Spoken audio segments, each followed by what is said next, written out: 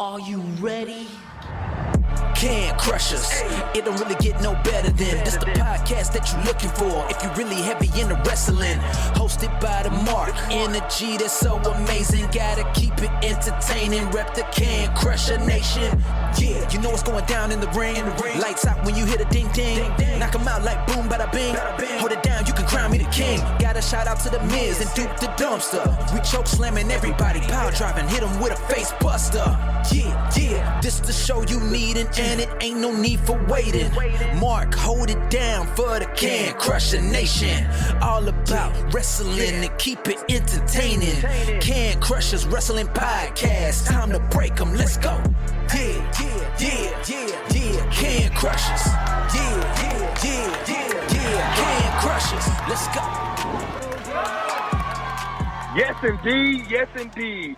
It is true that Mr. AEW Dark Air Smiley, Mr. Primetime, King Prime, the hardest worker in the room, Primetime Dante Smiley is here to make a shout out to the Can Crushers podcast. As crazy as they's ass is, I have a lot of respect for these fellas. So they are part of the kingdom of Prime. Can Crushers 2K24. You can tell where my mind is. I'm Mark the Mark. That's Sir Michael Jenks. And coming off a hot week of video games, professional wrestling, pay-per-views, this should be a good show. I think it should be. I think we're going to be cooking mighty fine here when we get going here. Off and running. I might be at a gallop. Well, let's be honest. I'm not running after anything unless it's chocolate, probably. But, maybe it's a slow stride to the end mark. What's your favorite chocolate? Are you bougie? I'm not bougie. It's Reese. So you think Reese Designs. Let's go that route. Reese Eggs, Hershey. Yeah. Hershey, I'm a Hershey guy. Hometown. Not hometown, but home state. I mean, I will say if it wasn't priced more, I'd eat a lot more of the locally made stuff like Romelo's and Stagnelli's, or not Stefanelli's. Stagnelli's is a sauce and pepperoni Italian place here. That's really good, though. I know really that. We can buy the sauce at Giant Eagle right now. It's the best sauce I've ever had. Red sauce. I remember it.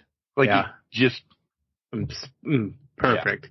But yeah, so if it wasn't so expensive by the local stuff, I'd go for it. Besides holidays and that. What about you? Hershey's is local enough. It's not like we're no knock. It's not like we're not or anything. That's that's local. True. That's fair. What are you supporting? Oh, it's clearly Hershey's. Yeah. You never know. Some people bloodline. Somebody's a Mars. Got to go with the bloodline.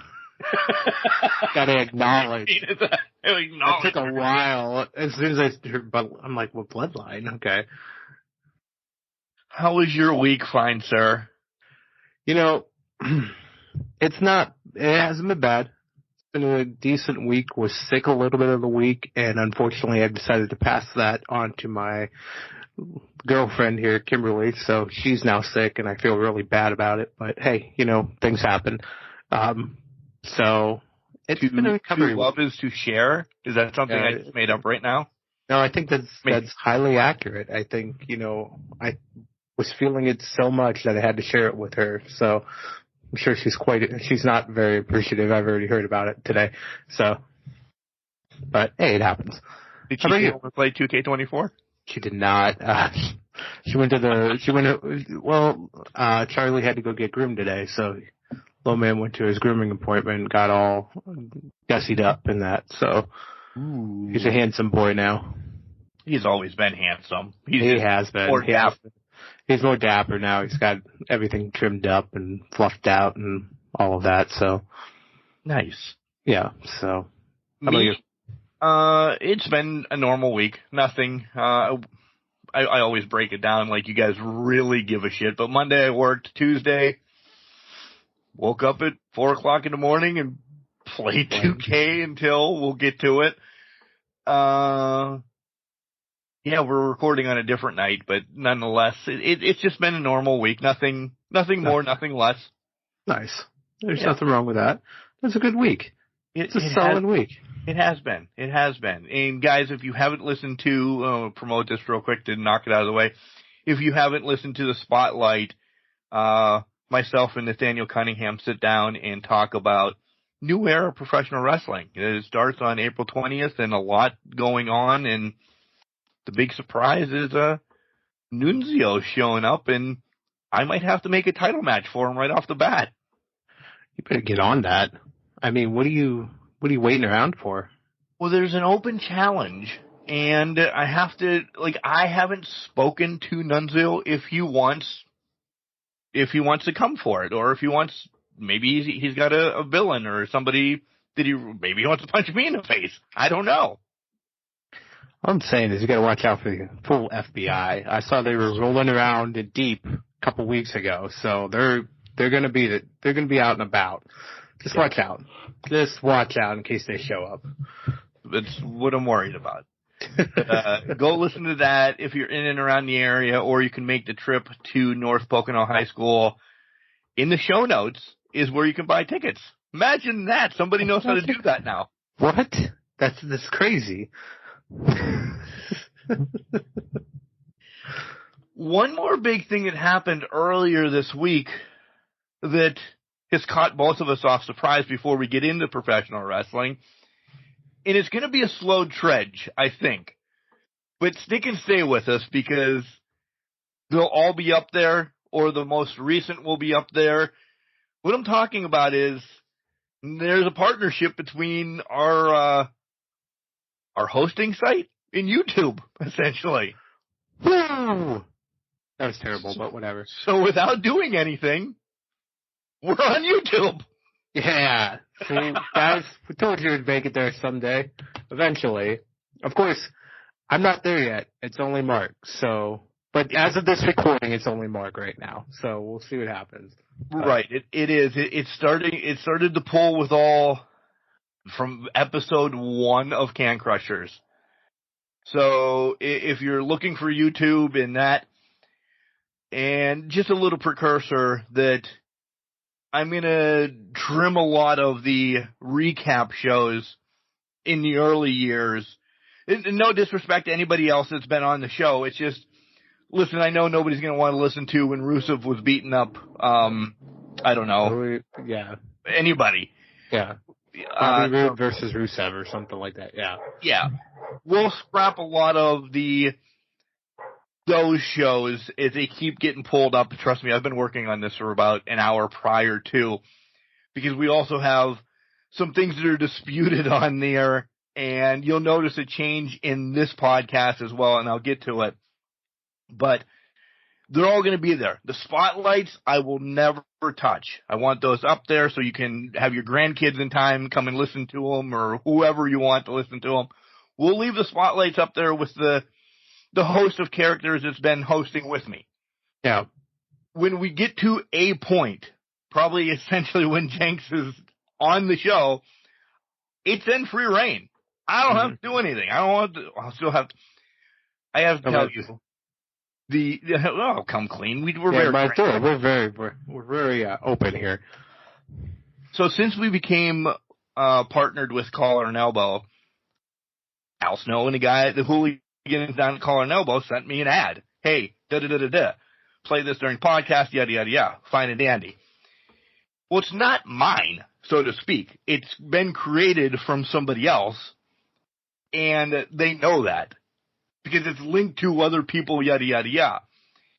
So for 526, probably 400 episodes, I have to dispute each and every one of those episodes to get it to remain on YouTube, which I will do the work.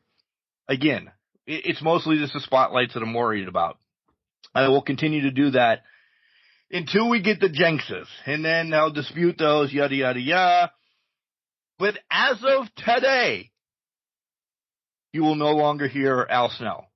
You understand Collar and Elbow, the wrestling brand. We pump it up enough.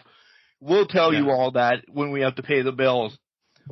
I do not want to continue to dispute for the next fucking 20 years, though. Right? I mean, that's right. I mean, it's going to be at least, I don't know how long it takes, 5-10 minutes. I don't know what a dispute process is. It's not long, but it's just it's tedious. Clicks. It's tedious because it's just BS after BS. Okay, same thing after every video. No, we're good. Yeah. It wears on you after a while. Yeah, I don't know how many, please don't go look right now. I don't know how many are up there right now, but I've disputed all of them ones that are up there right now, and they've been okayed. Because they're like, oh shit, that is Mark. Okay. I don't know if it's collar and elbow disputing it, it gives me a name, but do I read it? No. It could be like a blanket one where they just said, hey, if anything comes up with this on it, can you... It's probably what it is. Flag it or something like that, and you have to go through and... Imagine if somebody has to listen to, because we've never put them in the same spot of any. Yeah. I was going to say, imagine it's Al Snow, and every time it comes up, he has to listen to the episode and go, fuck, dispute, fuck, flag it, fuck, flag it. And then you're sitting here disputing it, and then he's like, oh yeah, I remember, Mark. But it's like for 5 fucking days that it's just going back and forth now. It's coming right to him. Each one. An hour before the show, I probably did 50 to 70 of them. So his phone's going off. Bing, bing, bing, bing, bing, bing, bing, bing. He's like, son of a bitch. It did write to, I wrote to YouTube and I said, hey, listen, can we just get a whole clear for us? Up until this day, and get a response. They're not looking for me to say, yeah, because they probably still have to listen in case something happens. Yeah. But no more Al Snow. We love them. We'll talk about collar and elbow. We've probably talked about collar and elbow more than we normally do already. And we'll talk about them a little bit more when we pay the bills. But Al Snow, see you later. It was a great run. We're still affiliated with them. We still have promo codes. We still will pump them up. We love them. You can still save 10%. Yeah, but we're just not. You just don't need to hear a sultry voice anymore. No. You could. Okay. If you really want to just go back and listen to all the past episodes, that's all. Yeah, exactly. When we're paying the bills, pause the one that we're on now. Find Al Snow in the episode from like a month before. Listen to it, and then come back to the other episode. There you go. Perfectly. There he goes. Look it. We're solving your problems here. Especially if you want to hear Al Snow every week. Or he's going to write to me and say, hey, I was fine with you disputing them all the time. I just wanted to make sure. Well, Al, not going to happen. Yeah. I'm a busy man. Yeah, you got 2K to play. You got 2K to play this week. MLB to play in 3 weeks. Yeah. All right. Let's go with 2K. And then we'll get to wrestling. I have like a couple hot topics in wrestling I want to talk about. But 2K, so everybody knows, Mark was off Tuesday. Mm-hmm. I went to bed normal time. I woke up normal time. I thought I can't mess up my whole day I can't mess up one day for a video game. Right. When EA NCAA comes out, different story. So I woke up at 4 o'clock, came downstairs, made sure it was loaded, turned everything on, got some coffee. People were getting ready to leave the house already because there was school activities early that needed to be done for a trip here, and then the wife had to go babysit the goddaughter to get her off because their family had to do something. So from 4 a.m. until 6 p.m., it was me and the dogs playing 2K. They then came home. I decided, I have not eaten yet today. I should probably do that. And then I played again until 9. I legit played the whole day, Jenks. And let me tell you, started off playing random matches. It was Dusty. I wanted to be Dusty, and I thought, I don't care who I fight. I hit random, and it came up with Cody. My first match was Dusty against Cody. It was a normal one-on-one match. Completely loved it. This is clearly after watching entrance after entrance after entrance for, I don't know, maybe 2 hours. Loved it. Played a couple other random matches. Got a Hell in a Cell. Got a casket match. I'm not a big fan of the ambulance match. I haven't tried the ambulance match. The casket match, that took me about 20 minutes because I cannot get that mini game down. The size. Or George Animal Steel was very good in this game. Very endurance rise. Yeah. Very good. Good God. So then I'm like, what do I want to start with? Do I want to start with the showcase? Do I want to start with my universe? I started with my universe first. Okay. And I thought, all right, who am I going to play with? Because I didn't want to have the whole free-for-all of me booking it right off the bat. Still have not done that. So I thought, all right, I'll go with somebody that's been on the podcast. I love her. She's tattooed on my body. As her other person, Nikita Knight. Right. But I took Thea Hale. Ran the gamut in NXT.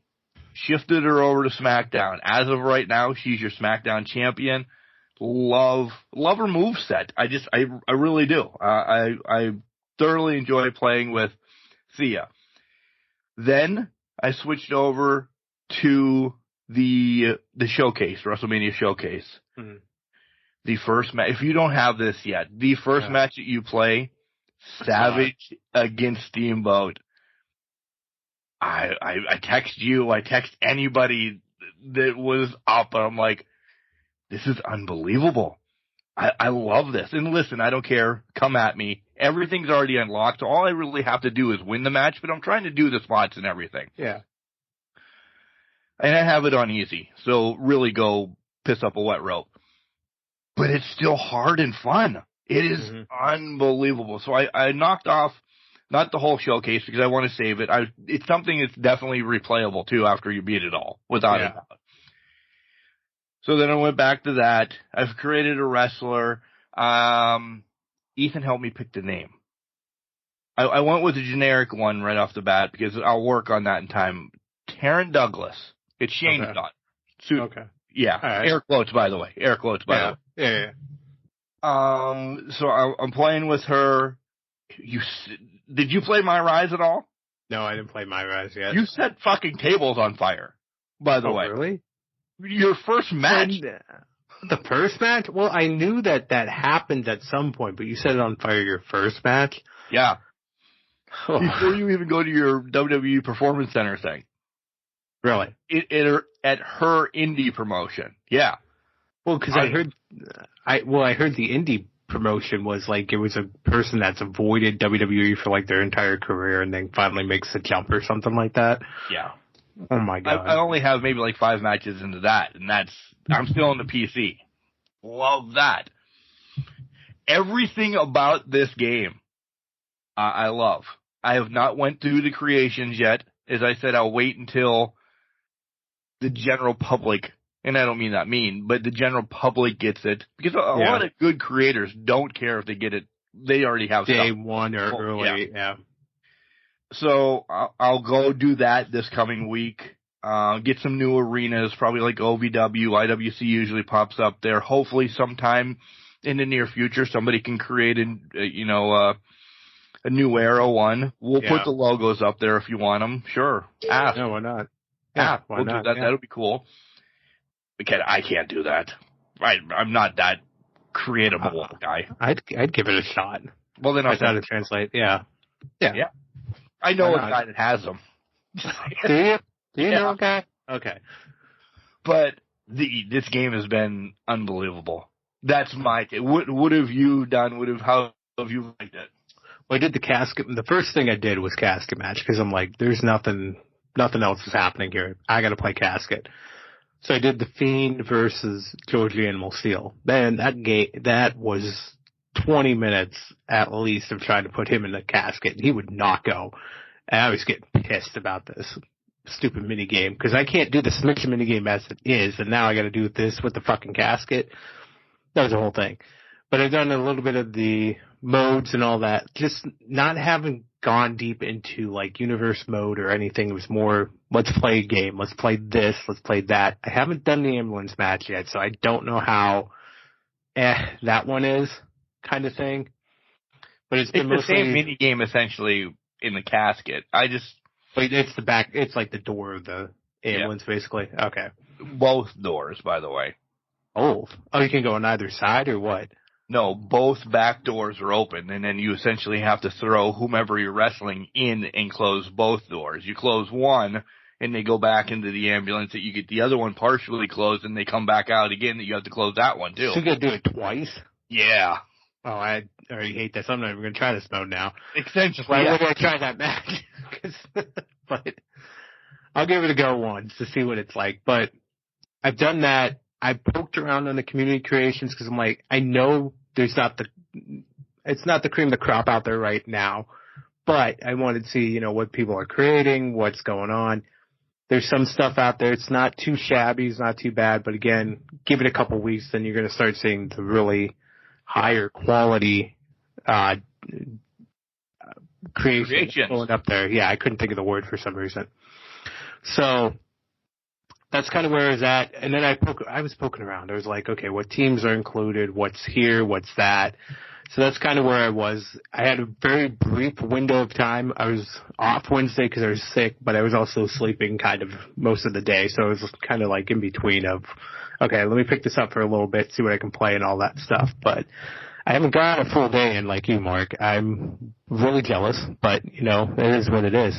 It was probably one of the best days of my life. I'd be a kid again. 14 straight hours of playing before anybody came home. There's so much to do in the game in that. It's unreal. Yeah. And I want to try the showcase mode so bad. I was like, do I want to click on this or do I want to?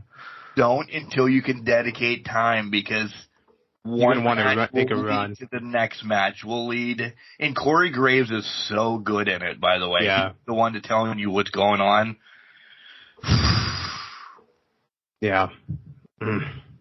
I can't. Listen, it crushes Fighter Fest. That's the thing. Fight Forever is just Whatever. Not. Yeah, I forgot.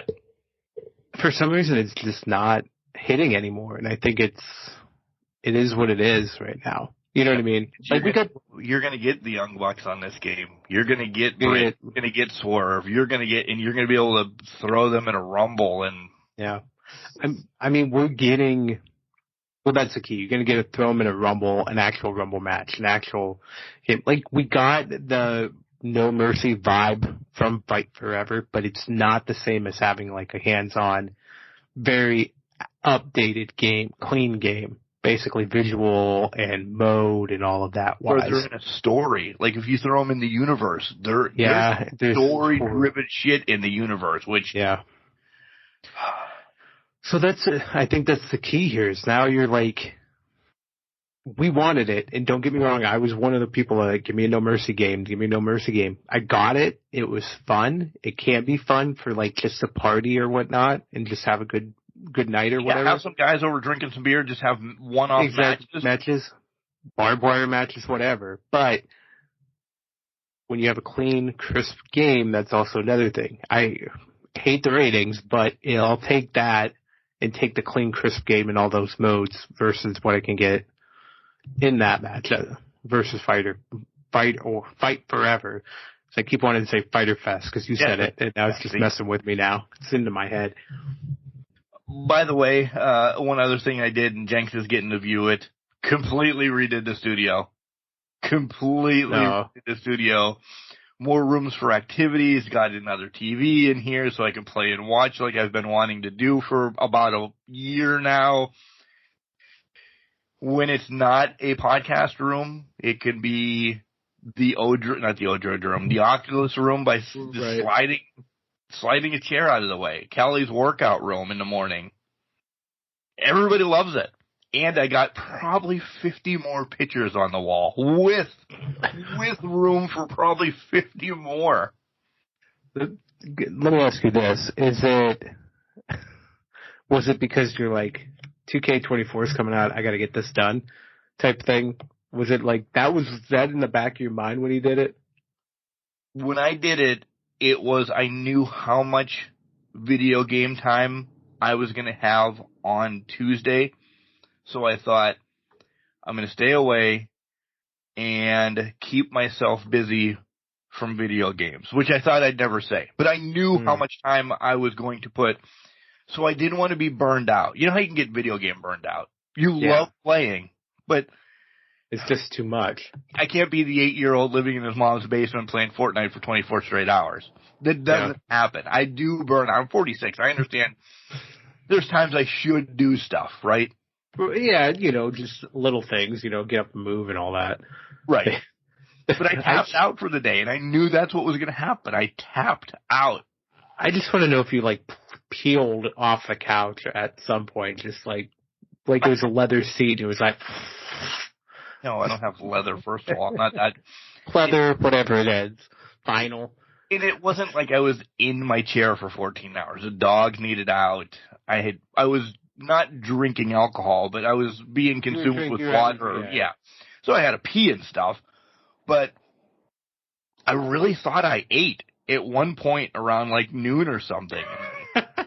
It did not. Because when we ate at 6 o'clock, I was like, I forgot to do this today. Is this what normal people do? And the cool thing is, I'm not saying family, nobody bothered me. Normally on days off of work, I'll get a text or an email of something, hey, did you forget this? I forgot that you're off. I apologize, yada, yada, yada. People must have the world on Tuesday was just all about Mark. It was all about 2K and Mark enjoying 2K. It was. All right, so let's talk about MLB real quick because, holy moly, I've seen some college teams. Yeah. You play high school, you play whatever they call that showcase, whatever that one game in high school. Yeah. I can't think of it, but yeah. And then you play a couple games in college, which is really cool. So you're not going to get a full-fledged. So I don't know if that makes me buy it, Jenks. I'll put it this way to continue. That's fair. Last week. But it's still cool. It's a step in the direction that I want. The bigger step, and I thoroughly love this, your creative player can now be a woman. Yeah, that's amazing. Thank you. I was thinking, though, I'm like, man, I would love to create Brenda Jones.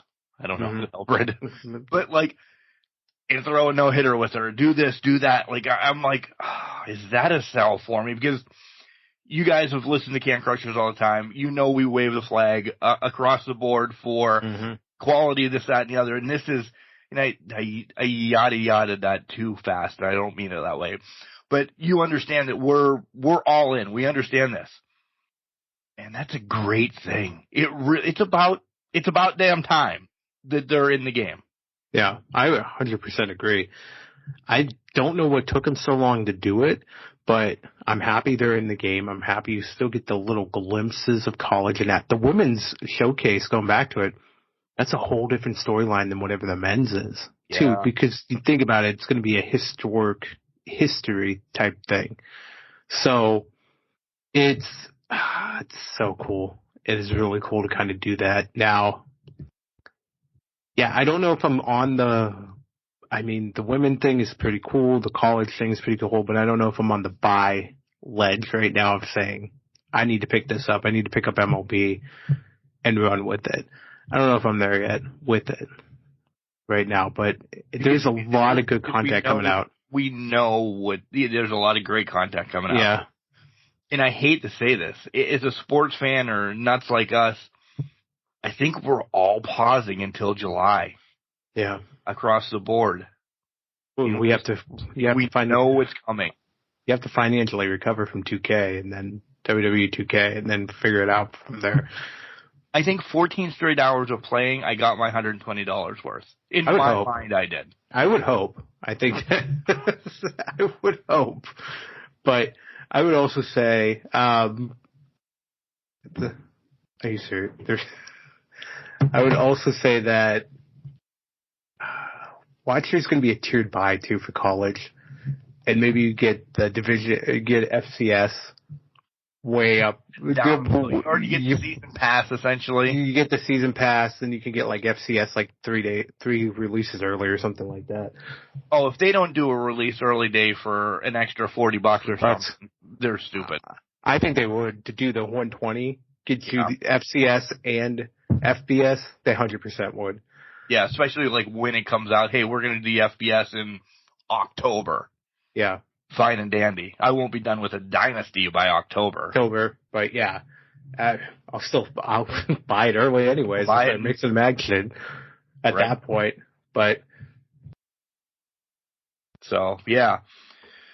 Transitioning now, because we are a wrestling pod. Wait, do you have anything non-wrestling you want to talk about? Let's see what's going on. Besides, apparently had an audience waiting outside the door. That's why I keep turning around, is we had a little puppy. I keep seeing a peek every once in a while. Well, the door's open, but Charlie was hanging out outside the door waiting for me. Mark can see the picture. He's watching the door. What's going on? He does. Podcast. He does. I don't know where he went. Over last week.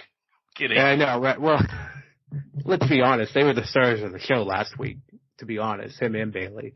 Yeah. And they were already vocal this morning tonight against one of your points earlier. So, I mean. Imagine that they hate me. They do not hate you. No. Bailey has a love-hate relationship with you right now. I haven't seen her in a while again, so now she wants to go to a brewery with us, I think. I think she has to. I mean, she can. Up here in Erie, you can bring them with you. Imagine it's so trucking cool. my two up. That would be so bad. So bad. So, I know we did this off kilter again. As of recording, we hit stop last Friday night, and we find out that Butcher Paul Vachon passes away. And, again, it's just the Vachon family. You know, what they did for wrestling. Definitely outside my realm. I remember some matches and stuff, but we always want to make sure we mention in case you missed it as well. But, the unfortunately passing of Butcher Paul Vachon. Unbelievable wrestler. Unbelievable character in wrestling. A very underrated family in professional wrestling, I think, the Vachons, because you think about Mad Dog, you think about Luna. There's so many iconic wrestlers in the history of it. Again, they were before my time, certainly your time. Oh boy, the big one's in here now. Yes. But they're just so underrated in what they gave to the wrestling community before the 2000s era, really the 80s and 90s, early 70s and all that. So it's really hard to see another pass away and all that and realize that they're just not recognized in some of the other wrestling families, if you will, based on their positioning and all that stuff. But just sad to see. Yeah, we raise our glass to the Vachon family, especially to Paul. Rest easy. Thank you for everything you've done. Yes. So we're going to start with AEW, clearly, in the realm of things. So my two hot topics have AEW before we go to taking a break, paying the bills and all that. Okay. The only thing I got out of Rampage this weekend, listen, I'll be honest, I didn't watch Collision due to the fact that I knew Collision was going to be the pre-build, essentially, to Revolution, and we might get something, and we got more people filling that 8-man scramble, yada, yada, yada. Yeah. Rampage, the only thing is, Ruby and Angela out on a first date. Paige doesn't like it still. Eat the shit out of them. You know, just gotta accept that they're trying to make young love work here, and she just won't do it. It's heartbreaking to see when other people get involved in love. And I only bring this around because I'm just stirring the pot. Do it. Paige is insignificant in AEW right now, and I hate to say it that way because her name's not even Paige. Fuck, her name's Saraya. So I was gonna say, I don't know who the hell is Paige, but yeah, she is insignificant. But do we get this after some business rolls out here in a week? Maybe some big business. Does something come back up? We're projecting that somebody else is going to have a big business match first, but listen, we're talking about Mercedes. Do we rekindle Saraya and Mercedes at some point? I think so, because I think they want to right the wrong of what happened with Saraya in WWE to end her career there. But at the same time, is it first priority? No. Second priority? No. Third priority? No. I don't think it's even up there in the top 5 of matches they want to set up, because Saraya is not even close to sniffing a world title, let alone the TBS title. Like, she's just there. Rampage for a while. That's true. She's been she's barely around right now. So does it really make sense to rekindle this, unless it's as, Gary, for this one, you stirred the pot, unless it's as just a quick squash victim for Mercedes, the first wrestler to face her on Dynamite, maybe? Yeah. That would be the only way.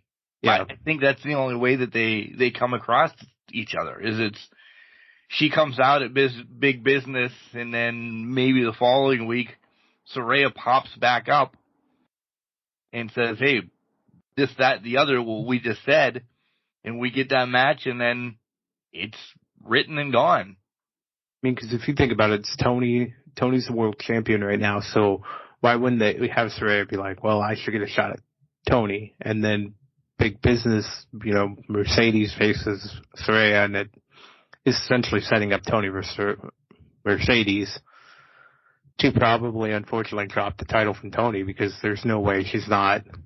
If that's the Dynasty pay-per-view, is that she ain't making it past there with that title. No. And here comes, by the way, the pay-per-views. Oh yeah, the first one, Dynasty, which now people are trying to link to MJF because he was in a group called Dynasty. At MLW, they're trying to make these links and connections. I don't know if he's going to be back that soon, but the first one is called Dynasty. What did you think of that name when it rolled out? Well, when I heard Dynasty, I instantly went to Dallas, because Dallas and Dynasty were TV shows. Yeah, that was my head. So I forgot about Dynasty, and I remember Dallas. Yeah. So does that mean it's all a dream? It may be. It's going to happen, but it's all going to be a dream that MJF was hurt or gone. He's really been in the back the whole time. Yeah, he's just been hanging out. Yeah. He's Doug the cameraman. Yeah. Tony won't come. The other one I want to bring about happened a couple of weeks ago, but it's been released now. Sammy, my heartthrob, suspended again from AEW because of the actions during the Jeff Hardy match, the protocol. Essentially, he still went on with the match and finished it. That's what they're saying. Yeah. To stir the pot, what's your feelings on this? Why didn't they just stop the match then? Who was telling Sammy? I don't remember who the ref was, but was the ref supposed to do something? And I'm just being Mark the ass, of course. Isn't he kind of the leader in the ring sometimes, that, somebody's got to, we've seen Jericho against Neville. Yeah. His leg was broke. He just pinned him. Get him the hell out of there. He understands that. He is a veteran. We could have stopped the match. He could have just pinned him, and then, if you had to have a winner, somebody said, go ahead and do this. Yeah. Right? Well, let's go back to that Jericho-Neville match. Pac, as you guys know him now. Jericho, they went for the pin immediately. The ref only counted to 2 and pulled up. So Jericho literally had to shake the referee to get him to disqualify him, which was Charles Robinson. In this case, I think they talked about, there's, concussion protocol, da-da-da-da-da. Well, if there's concussion protocol, you stop the match. That's what the trainer's there for. That's what the ref is there for. I don't know. At ringside every match. Exactly. I don't know who was afraid of Jeff Hardy to say, you're not wrestling anymore, just stop. Because that's the only way I think that match continues, is that he was like, no, I'm fine. And somehow blindly passed something that they were doing. And then you have Sammy goes for the go to hell or whatever he's calling that. it's essentially a shot to the head. Yeah. That can be very unprotected and can go horribly wrong. Somebody has to have common sense in that ring. Whether it's Sammy to protect Jeff to protect himself, which will not happen because Jeff's a daredevil in its own right, or the referee to step in and say, you cannot do this. Jeff defending him was so far out of it, he couldn't defend himself. No, he couldn't. There's no way. So it's Sammy or the ref that have to know. They have to sit there and say, this is not right. I can't go forward. I mean, Sammy could have just pinned him, small package, whatever. I think 2 people should have been suspended then, not just Sammy. Sammy. Well, I agree, because the ref is sitting there. The ref has to be the decision maker in that ring. Yes, he's keeping track of the time. He's doing other things. He's getting communications, da-da-da-da-da, for the cues. But he has to sit there in the moment and say, shit's not right. Yeah. We can extend the Rampage in another match or throw something together to make up TV time as needed. There's opportunities there. There's enough people in the back to say, hey, let's throw together Bob and Tom and throw them in the ring and say, let's go for it. I think Sammy needs to have better wherewithal with what's going on in the ring, understanding his predicament, because it's not the first time it's happened with him and injuries and all of that stuff. It's unfortunately probably not going to be the last if you're not paying attention and not on par with that.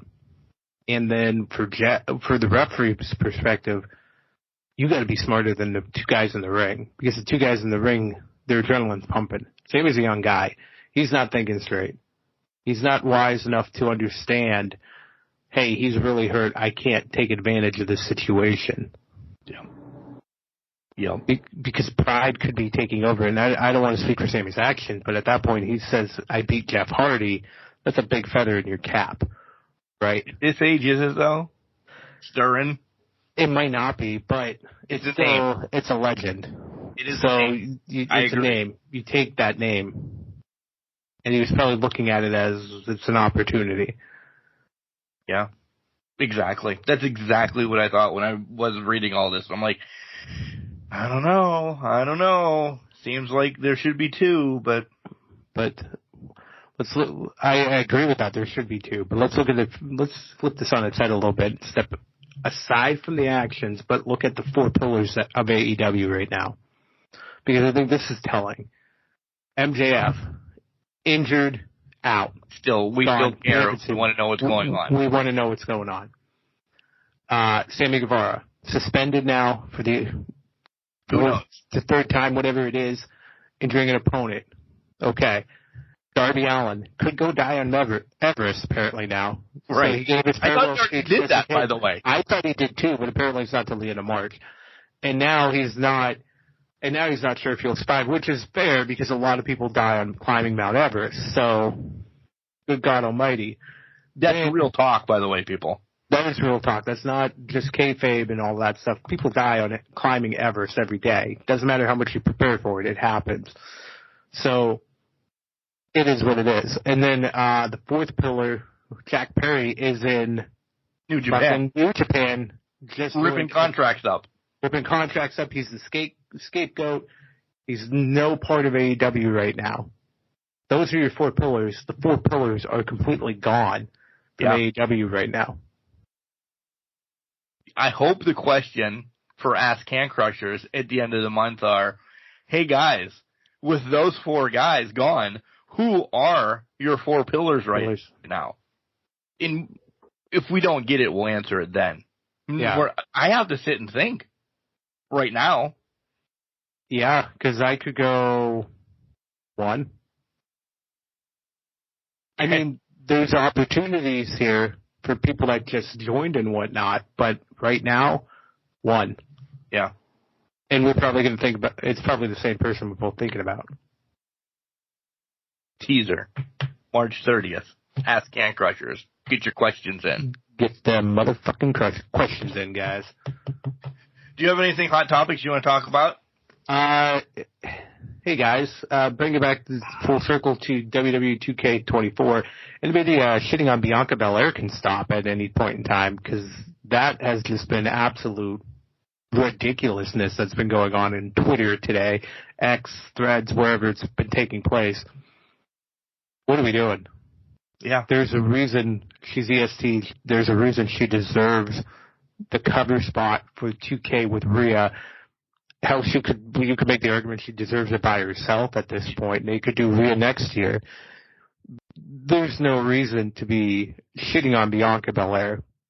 Bianca has done tremendous things and is going to continue to do tremendous things for the company. And the hatred that I've seen has just been absolute dog shit. I was tiptoeing around this. I wanted to bring, I know, and I'm glad you did. And I was like, man, we hate hating. Yeah. You're pieces of shit. If you joined in on that at all, and we call it as we did. Why? Yeah. Why? What the hell is wrong with you? Oh, exactly. Why would you do that? Like, there's no point in that. No. It's just, I don't understand why one person's success is something that people need to shit on and pile on. It is jealousy. Because we talked about it on here before. She's being geared up to be the superhero, the superhuman John Cena. Yep. That's why they're shitting on her. I think that's full-heartedly why they're shitting on her, because people would love to shit on John Cena during his time. And I told you the same thing for John Cena. Yeah, Super Cena was its own elder level, and in the early 20s, I was not a big fan of it. But I respected it, and I wasn't going to talk badly about it. You know what I mean? Like, yeah, it doesn't compute to me that you would just sit there and shit on somebody's accomplishments. She's done her best. She has built herself up to this. Remember, she's not been a WWE wrestler per se or a wrestling fan up until she got to the PC. She was doing track and field events. This is all natural. All-American, all-natural at University of Tennessee. This just happened. Yeah. She just happens to be very good at doing this. Yeah, exactly. And she could step away from professional wrestling right now, right as we're recording, tweet and say, I'm out. Knock, knock, knock, Hollywood's calling her. Oh, 100%. One, because of how she portrays herself. Two, listen, this is where people that listen to the Spotlight, people in the wrestling business are going to hate me, yada, yada, yada, but it's acting. Yeah. She's an amazing actor. The facials, everything she does. Yep. And she's a looker. Yeah. And that's not being creepy or anything. She's a looker. She can do it. Yeah. She's got a career after wrestling. Mm-hmm. If it's yesterday, tomorrow, or on whatever Sunday. it is. Yeah. Boom. She's good to go. Oh, 100%. She does it because you guys, shame on you. Yeah. But she'll do this despite these people that are just out here hating and shitting on her. Yeah. Yeah. So, something that just came up apparently in the last 3 hours, Kevin Kelly's no longer on the AEW roster page. I don't know what's going on with there. I read that as well. And they don't know, because he only joined recently.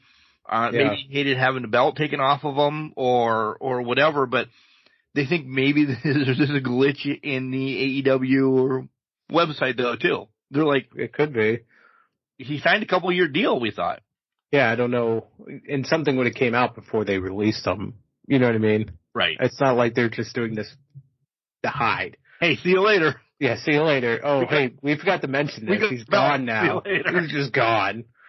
So, yeah, I don't know what's going on, but it's interesting. They needed his spot for bigger business. I don't know. Maybe, it's possible. The website was getting too full.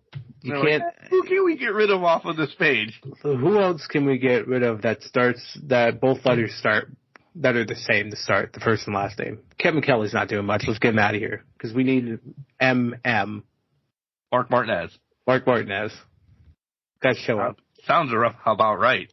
I mean, I get it. Mark is a big deal, and he's going to be most corrupt commissioner in all time. Big business. In new era. Big business. In new era. Do you think the title has anything to do with big business, by the way? No, I think it's just absolute bullshit title. I think it's just, nothing's going to happen. They're just in Boston. The podcast title. Oh, our podcast? Well, because I'm an idiot. Yes, now, possibly. But. All right, let's pay the bills for the first time in 5 years without Al Snow. Are we ready for this? Can we do it? This is weird. This is a whole new territory we don't know about. So let's start with, hey, we have a WWEshop.com affiliate code. We do. It's in our show notes right now. Click on the link. You may get a discount. You may not. But if you purchase something, it helps us out. So use the link. Buy some grub. Buy something. There's a new Bull Nakano shirt out there for the new future Hall of Famer. Yeah. Paul and Bull both going in so far. Yeah. Pumped about that. We're going to do collar and elbow. Relax. It's just a shot. It really was just a shot. Yeah, if you guys know you're going to buy the new Bull shirt or Rock shirt or whatever, you're roughly going to spend $25 to $30. Use our affiliate code that's in the show notes. You might get a discount. You mightn't. But you help support Can Crushers, and that's awesome, so thank you. Hell yeah. Collar and Elbow, hats, hoodies, tees, all the cool things that Al Snow and the hooligans at Collar and Elbow make. Go and buy it. You'll hear me all the time talking about it. I love the shirts. I continuously wear them. My favorite one to this day is the Macho Man inspired one with Alan Head in the sunglasses. But there's ones for Shad Gaspar. There's ones for Animal. There's kind of like a Dusty Rhodes inspired. They're awesome. They are amazing quality shirts. We love Collar and Elbow, Al Snow and the Hooligans. You just won't hear Al anymore because it's okay. He's done enough for Can Crushers, I think. He has. He's a Hall of Famer of Can Crushers, if you will. But save 10%. I think that's the code. I don't know because he's not recording after us, so I don't know what's going to happen here. And if I remember, it's the promo code Scan Crushers to save that 10%. Wow, I did that without Al Snow following us. I don't know if it was nerve-wracking. Right? You look a little verklempt right now. Oh, God. The blood pressure rose a little bit. It was a little shaky. It's okay. We got it. We got it. 10% Can Crushers at Collar and Elbow. Don't forget, get your questions in next week, and you can send them in by cancrusher69@gmail.com. Not next week for the 30th. I'm just going to say we have a couple of weeks still to that. But you can get them in anytime by that. Anytime in the next few weeks up until probably the 29th, I think we said. Yeah. Get your questions in. Leave them. Phone number, 814-299-6687. You can email us, cancrusher69@gmail.com. Keep them clean if you want, or cuss us out, whatever works for you guys. But those are two avenues to get those questions in. I think they can DM us, too, on some platforms out there. Facebook, X, Instagram. If you want to send something on Threads, you can, but we're there. We have standards here. We really do have standards. Where can you listen to us? Well, all over the place. All over the place. YouTube now, if you wanted to. iHeart, Google Podcasts, Spotify, Apple. There's a whole plethora. Buzzsprout. But Podurama, that's probably your best place. 50% off coming up right now on a lifetime membership. Sign up today. Pick us up. It's a seamless transition from one device to another, laptop to tablet to phone to wherever you're listening to us on. There's other podcasts too, but they're not as great. And who else? I mean, we're on YouTube now, so we're big. YouTube and IMDb. Without doing anything, we're on IMDb and YouTube. So something's happening over here. We're making progress. Slowly, but yeah. Progress is made. Guys, don't forget, we also have merch. Go over to CrowdMade and type in Can Crushers. Our shirts will pop up right now. Or it's in the show notes. You can click on that and it'll take you over there. Buy some merch. Be hanging out with us wherever you are at professional wrestling events, and make sure you tell everybody, check out these guys. Yeah. Check them out. Listen to them. Fall in love with them. Whatever works for you guys. And then what kept me going all day Tuesday? What was that? Dubby. Oh, Dubby. Dubby, man, I've lived off of this stuff for about 3 to 4 weeks now. It is the energy drink, really, that just is energy drinks. Pour it in. You know what I've been doing? I don't even use a shaker bottle that they give you anymore. Because I'm this smart. Open a bottle of water, dump it in, put the bottle of water up, shake the shit out of it. Yeah. And I'm good to go. I'm telling you, this is awesome. Dubby, Beach and Peach is going to be my favorite flavor of all times. I should dabble with something else, so it's not the only one I tell everybody about. But you like your peach. Peach. I love my peach. There's no crash. There's no calories. There's no carbonation. There's no, artificial anything. The canned energy drinks are gone. You don't have that bloatiness. I do 1 bottle of it in the morning. Normal. 1 bottle? Yeah, 2 scoops. 2 scoops in my bottle of water. There you go. Yeah, 2 scoops in my bottle of water. I didn't want anybody to get ahead of themselves and just start chugging dry powder. I'm doing lines on the table of it or anything. YouTube's gonna love us, by the way. I know. There goes that warning. Oh man, crash. But W doesn't give you the crash. Literally take it at 4 o'clock in the morning. I'm up until 9. I'm ready to rock and roll all the time. Tuesday was just because it keeps you focused as well. Tuesday I did 3 W's. And essentially that's why I was just in the mode all day Tuesday. You can drink as many as you want. It says right on the thing, drink them as you go, because it's made for gamers. It's made for podcasters. It's made for, content creators to keep them busy and going. I love it, guys. Check out Dubby, and if you want to save 10%, again, use our promo code of Can Crushers. Gotta love it. Get fueled up. Get ready. Did I forget anything paying the bills? No, I'm good, right? No, we paid all the bills. We paid the bills. Now we can get ready. It's time. It's time for Revolution. It is time for Revolution. But it's not time for Al Snow, so we'll be back. And when we come back, it's Revolution time. Hey, it's Gina Marie, and you're listening to the Can Crushers Wrestling Podcast. Welcome back to Can Crushers. It's Sir Michael Jenks. It's Mark the Mark. We are talking about AEW, not Al Snow. Never Al Snow on this podcast. No more Al Snow again from Collar and Elbow. We love Collar and Elbow. Go. So, I don't know this. Or I forgot. Yeah. Did you watch this live? I did watch this live. Did I talk to you? No. Okay. I wasn't sure if you were watching it live, so I was like, okay, I won't talk to him if he's not. I wasn't sure. I did. I napped Sunday, though, by the way, too. After I did all of this. That's fair. I had to. Yeah. I hate that we're extending these pre-shows. Yeah. 6:30?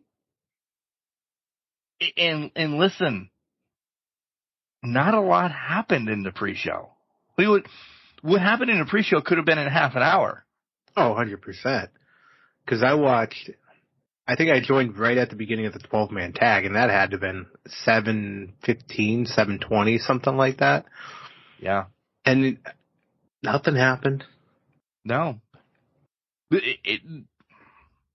Worst possible, and I hate to say this, because I love Renee and RJ together. I do.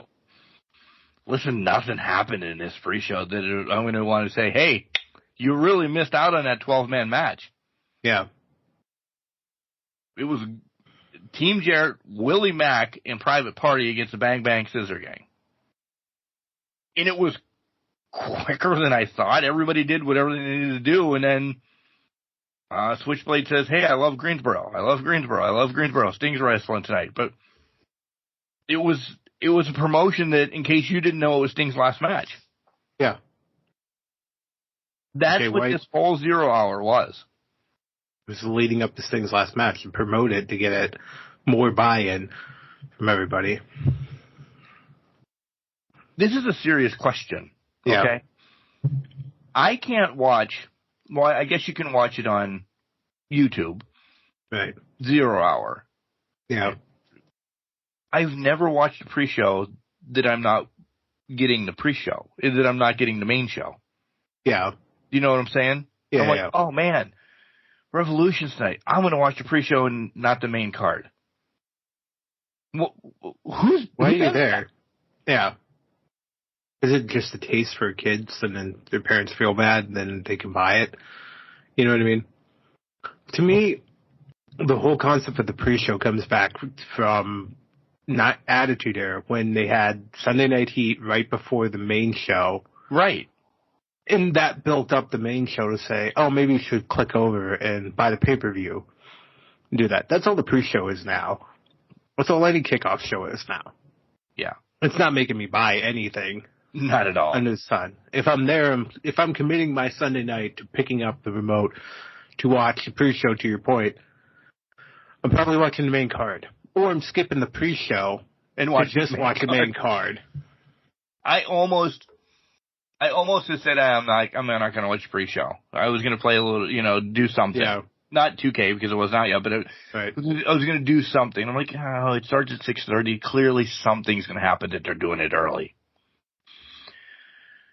We found out that Orange couldn't wrestle unless he taped up. That could have been done a match before his match. Oh, yeah. The Pac promo was great. Mm-hmm. I did like that. But again, there was time during the show to do this. Yeah. I love David Crockett and Tony Schiavone. Clearly, they're right behind me on the wall. That's my childhood, watching, NWA on Saturday nights at 6:05. Man, definitely didn't need that. That was bad. And then I'm going to knock this. Willow and Stat against Julia and Sky was a Dynamite match. Yeah. Nothing special happened. No. Not at all. Very underwhelming pre-show. Mm-hmm. Will we get to the main card? And I need this because I don't remember who did what. Essentially. I think we were pretty lights out on all of this, by the way, though. I think we're across the board. We were on it. Yeah. But go ahead. Oh, yeah, there's one, but yeah. Christian Cage against Danny Garcia. I have the hiccups because I put a new chew in now. My notes real quick. Really like this match. Danny's great. Again, just unbelievable. Kill switch choke slam. Daddy Magic gets involved. Cage stumbles into... That's it. That's the spot I didn't like in this match. Where he stumbled directly into a pile driver. Yeah, I didn't... Does that make sense? Not really. No, it didn't. Kill switch gets thrown away, and then Nick Wayne essentially helps with a cutter over the ropes. I liked the match. But then we got hokey at the end. Mm-hmm. No, 100%. We got hokey at the end. Nick, you knew one was getting tossed, the other one was going to do something, Right. Plus Mama Wayne was there. They both got tossed. Exactly. Mama Wayne was there to do something else. If the contingency plans were there. I mean, I was laughing at, apparently Christian Cage is leading for DILF of the Year at this point, and it's only March. But then Garcia hitting his dance and teabagging Christian Cage in the corner made me giggle like a little school child. But bring that up. I would. But I think there's highlights to the match, but at the end of the day, it wasn't going to be anything that we knew Danny was going to win this unless Copeland came back and took the title off of him, which I thought, hell, let's have that happen. Let's have Copeland come out, screw Christian, the title's gone. Then it's just those two going at it. But they didn't want to pull that trigger, and they don't want to give Danny that much credit, I think, right now. So we fight another day, basically. It was another Christian Cage. I win by deceit, default, by hook or by crook, usually by crook. Somebody's going to help me win this thing. Daddy Magic get a title shot now? Yeah, but if he does, it's like a 30-second match. I would imagine. Actually, I don't think so because he fights Kill Switch and that's it. Like I think that's okay. Well, that's exactly okay. I mean, that's the match that came out of it was Kill Switch versus Daddy Magic. That's it. There's no need to do anything else, experiment with anything else on that. And I still think it's a squash. Nothing against Daddy 100%. Magic. We love his character, but you gotta you love his character? What? What? Who said that? You thought I was gonna let that slide? What? I don't know. I've been growing to love what he does. Is it because it's like a dad aspect or a mentor aspect? That makes sense. I mean, that makes sense. Yes, that's exactly what it is. But, no, that makes total sense because he's there coaching Danny Garcia to be better, to be a better wrestler, da-da-da-da-da. So I get that. It's not the silliness that it was with 2.0 with them before. Exactly. Yeah, that's fair. The separation, Angelo's doing his own thing with Ruby, and he is kind of transitioned to be a mentor for Danny. It's okay to dance a party once in a while, but you got to make sure your ducks are in a row. No, before you start dancing. Yeah. Oh, that's fair. So, but to your point, Daddy Magic's going to have a very short match coming up. Oh. And that's about it. You see you later. Bye. Eddie and Brian for the Continental Crown. This was awesome before they got to the ring. We knew it was going to be.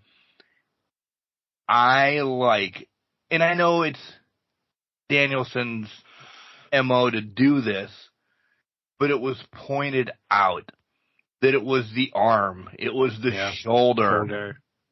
Little references to the Andersons and Ole who had just passed. This gave me the whole Ole Anderson feel, this match, and I think it was done right. And we picked Danielson, but I liked that Eddie won. I really do. If I would be the flip-flopper, I should have texted you and said, no, I want Kingston. Listen, just the way they built it. There's more meat on it with Eddie winning. There's definitely more to it. There's more to be built up from it. I don't know where it goes, though. I don't think it goes with anything here. I think Eddie seems to be in a whole other program with the EVPs at this point. But, man, let's take that step back, though, before the match. The interviewers talking with the guys behind them, just training, getting ready mentally in the zone. I love that. I loved everything about that. It just gave it an elevated status for what the title was. Big fight feel. Big, okay, this is going to be something to watch out for. We have to keep an eye on. That was a nice touch for it. The match itself, holy shit. To your point, working the arm, working the limbs, chopping Eddie down, Eddie chopping Danielson back into a corner, back and forth. The working on the arm is a lost art. Eddie sold that so perfectly throughout the match, even throwing the back fist every time in that and getting to the end. Picture perfect. Eddie was selling that like nobody's business whatsoever. Did you expect Okada here? I think if Danielson won, I would have expected Okada here. But when it became that Danielson lost, the story had to be the respect aspect of it. Yep. That had to be the story. During the match, I was thinking, we said the same thing last week, but I was still thinking, all right, somehow Danielson's going to pull this off, and this is going to be the big Okada one. Yeah. This is going to be when Okada comes out, and I'm like, I'm all right with it. But you're right. Once it was Kingston and we got the respect thing out of it, it meant more to me again than Okada breaking through that door on the night. Yeah. I would agree here in the near future, but I agree with that. I mean, that was the biggest story coming out of last year was Danielson's lack of respect for Kingston, and now that they had the opportunity to close that door, and they took it, it made it even better. Yeah, in that regard. The 8-man scramble was I hated it. It was forced because here's the thing. Did we talk about this? You could do Meat Madness with the 4 guys that came into it, and they did that for the first half of the match. It was just those 4 guys in the ring. Just do that. Like, there's no reason Hook had to be involved. Magnus, Jericho, whoever the hell the other guy, you know what I mean? It was just, they didn't need to do that. No. Leave it the fatal 4-way with 4 big guys just running at each other, and you're fine. So many spots, they got everything that they needed to win, and it essentially did what it was going to do on Dynamite the week before. It gave Wardlow, which we predicted, the number 1 shot. That's it. It was just getting people on that I don't know if everybody wanted them on.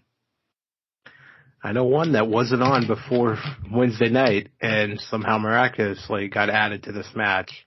Dante was the other one you were thinking about. Dante. But everybody knows how much I love Dante.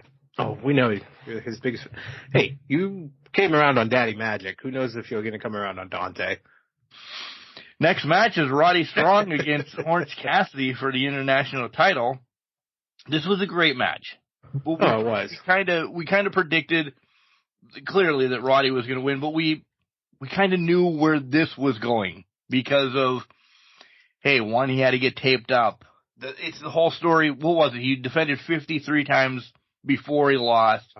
Yeah. Should he have taken a longer break? Yada, yada, yada. This was only, number 12? So it really wasn't healthy. It was a continuation of the story of the 6 months ago. Exactly. Yeah. They just took a break for 3 months to get him back to where he was, and then they started it again. We're not in the match. We're not. The match was was great. I won't say fantastic, but it was a great match. Roddy delivering those backdrops, like backbreakers, like nobody's business. Again, he's king of the backbreaker. That one off the top rope looked horrid. That looked brutal. Sometimes you wonder, hey man, listen, well, don't do it. Later in the night, I thought that, but that was just. Yeah. Sometimes when you're facing a literal mountain, anything seems like small peanuts at that point, but, whatever.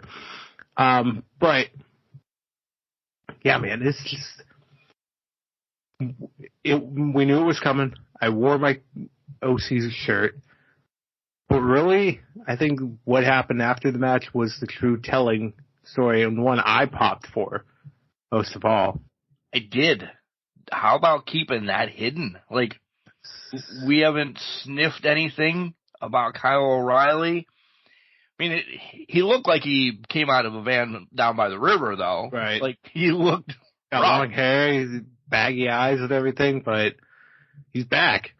And he's not joining. He's not. He's doing his own thing. thing. About this.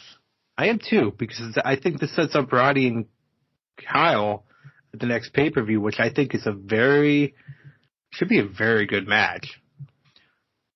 I've always thought Undisputed Era, Undisputed Kingdom, Undisputed this, whatever Undisputed era, is I put that era in air quotes, whatever Undisputed aspect of them, Kyle was always the one that was I must be getting a ton of emails saying, hey, all these podcasts are okay because I got like 20 in a row right now, by the way. Kyle was always the one that was like left behind.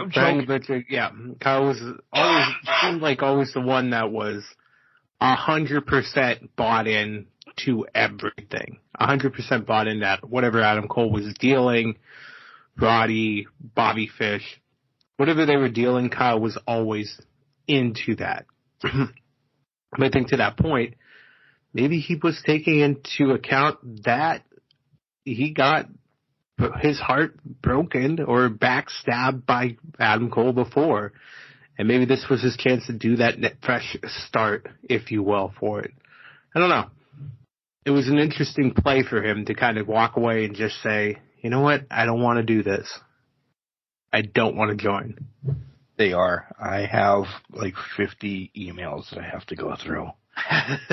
Ooh. But I am, to get to your point, I am stoked that O'Reilly's back, and maybe Roddy doesn't keep it as long as we were thinking. Maybe. I think it'd be interesting if they gave it to Kyle, but I guess we'll see. Yeah. Dude, my phone's going apeshit crazy right now. By the way, next match, we should just give the Crushy Award right now. Oh, my God. The Road Warrior, from the Road Warrior entrance to everything in between. Oh. This was, I knew better to take notes in this match. Yeah. That I watched, enjoyed. Two amazing teams. Blew my mind, though, that they gave it to BCC. It kind of didn't do what we predicted last week, saying, hey, you got our respect. You want to join us now. Does one of you want to join us? Does the other one want to get beat up? But they hinted at it. They did. There was a big hint at that end of that match. I also don't think this is done. I don't either. But can they top this match? 2 out of 3 until falls. they make it a specialty match. Yeah. 2 or 3, I can give you that. To me, that's still a normal match. Because you're just getting 2 falls, basically. Right. I think they're trying to go 2 out of 3 falls here. I truly do. I still don't think it's done after that, then, though. I think there is going to be a specialty match of some sort. If you're going to hold a gun to my head right now, I'm done. I don't know. I can't pick what it's going to be. Well, to that point, think about it this way. Dynasty probably is where that specialty match would take place. They can have the 2 out of 3 falls on a Dynamite or Collision here. Oh, and then Collision. This is Collision, yeah. Written all over it. Yeah. Maybe they try to do a Texas death match with both teams. I don't know. Yeah. Collision, 1 hour. We're not going to commercials. We bought it out. Da-da-da-da-da. You're getting the 2 out of 3 falls match. Yeah. And Dynasty is the blow-off. Yep. I do like the Texas Death. I don't think they do straps for a long time yet, because that links FTR into Briscoes. That's going to be rough to bring a strap match with a tag team back around for a while. Yeah. It's linked, and it's still too soon. I know it's been over a year, but it's still too soon, right? I would think so. But again, there's 2 people to do it with. It might be Claudio and Mox. Yeah. Too. So they could cross that barrier here. I don't think they will, though. I think 2 out of 3 falls, and then they'll worry about a specialty match after that. Yeah. Great match, though. If you haven't watched it, if you want to look for one of the great matches on this pay-per-view, do this, because it's well worth it. Next up, we have Toni Storm. 2 forms of Toni Storm. I want to get to that. Against Deonna Purrazzo for the Women's Championship. Did you bite into it as much as I did that Toni came out as a rocker? Yeah. I was like, oh my God, she's back to what she debuted as. And I was like, oh, it's fantastic. And then I realized, wait a minute, this is, until they said it was Mariah May, I had no clue. No clue. I love that for Mariah. Mm-hmm. If this is going to be now her next character rendition of what she's doing to get to Toni, because now I don't know. We're hinting that Big Business, it might be the person, but I still think it's a build-up that Mariah's going to turn on her. Yeah. I mean, maybe Dynasty. We have enough time for her to get mad, but she just won a Tony Award with an eye. Right. For no copyrights or anything. They don't want to get sued. Yeah, I don't have to dispute that at all. For right now. But no, that's a valid point. It's just, this is the first step to being her understudy. Do her old characters, be her old self type thing. Seems like she's going to be keeping it around. She's advertised in that. I think she faces Trish Adora tonight as you guys are listening to this on Collision. She's advertised as rocker Toni Storm, but she's Mariah May. So this seems like it's going to continue on. Yeah. I like this match. I did. I like the technical prowess of this match. Yeah. How after we just saw a brutal beating, the women brought it back to wrestling. And it was just catch can. It was just everybody's going to like, what do you mean? It was just a wholesome match. Like these two could really cook and they told a story by wrestling. Yeah. They didn't need to do anything fancy. It was, hey, the build-up is we had a friendship. It's turned on its head. Now we're going to try and outmatch each other in the ring. And that's exactly what they tried to do. Yeah. 100%. A little bit of funny business came in the end, but it wasn't enough to put it over the top. It was a good match. No, but it was to be expected too, that funny business. So. And then we get... Match of the year? Yeah. Tell me it's not going to be. How is it not? There's no way. I knew match of the year. I knew it. Yeah. Again, I have some notes, but it was more about... You sit there and you watch the damn thing. Callis being a douche. Yep. But he did it in the right way. Like, he added so much to commentary. Like, if there was... I don't want to use the word botch, but it's stuck in my head. If there was something that just didn't go perfectly right the way they landed or something, Callis knew on the spot to say this. And it wasn't, I don't think it was scripted. Yeah. Because it kind of caught Tony or Excalibur off by saying, oh yeah, he did do that. Or, like, Callis on commentary in this match, this match would have been great no matter what. It would have been a paper bag. But I think Callis added that much more to this match. Because Callis is a salesman. He's the salesman of AEW like Heyman's the salesman of WWE. He can sell a drowning man a glass of water. And that's what he did here. He sold you something didn't go right. Oh, let me put this unique spin on it and use my years in wrestling to kind of just shape-shift it into something of perfection or something a little bit. And all the time, commentary will take matches from a 4 to a 5 star or 6 star or 7 star, whatever you want to call it, a Meltzer scare, 12 beers on ours. Right. Commentary can take it to that. And that's where Callis comes in here. We knew this was going to be a fantastic match and it was going to be at least 4.5 stars. Callis tweaked it just enough to paint the beautiful picture that was going. He painted the words that, for the 6-pack, he painted the beautiful words that were going along with the picture that was being drawn in the ring by two great artists of their craft. Unbelievable match. Watch. It will do no justice. Well, it's the same thing with Paige and Swerve last year during the death match. We can do no justice to it because of how great it was to watch. And that spot in the corner with the brainbuster. Yeah. Did you see his back? His liver essentially looked like it blew up. Looked like he got beat up and all that. But yeah. And then to throw him in as Fletcher comes down afterwards, I wasn't sure where this was going. And Callis is like, hey, he's AEW. Essentially, he still needs to earn his wings in the Callis family. He's going to fight Kyle Fletcher on Dynamite. What? They're best friends, but they don't care right now. And that turned out to be something else.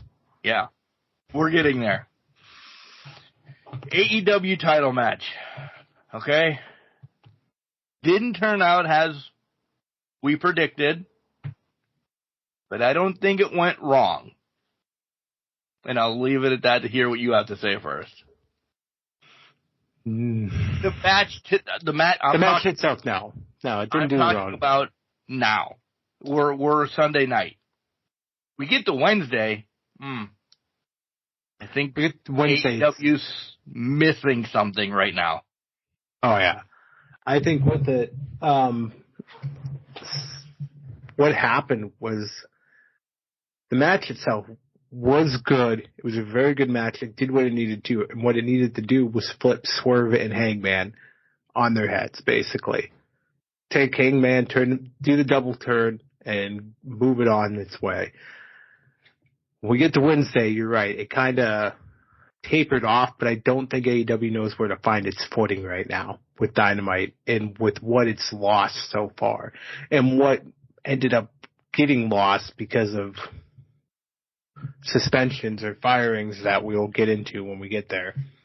Yeah. But I think with this match, it was a good, solid match. I just think Hangman, I said damn you Hangman because I was so pissed when he was trying to, the whole thing just pissed me off at the end. But it was what it was. It was a good match. I'll leave it at that.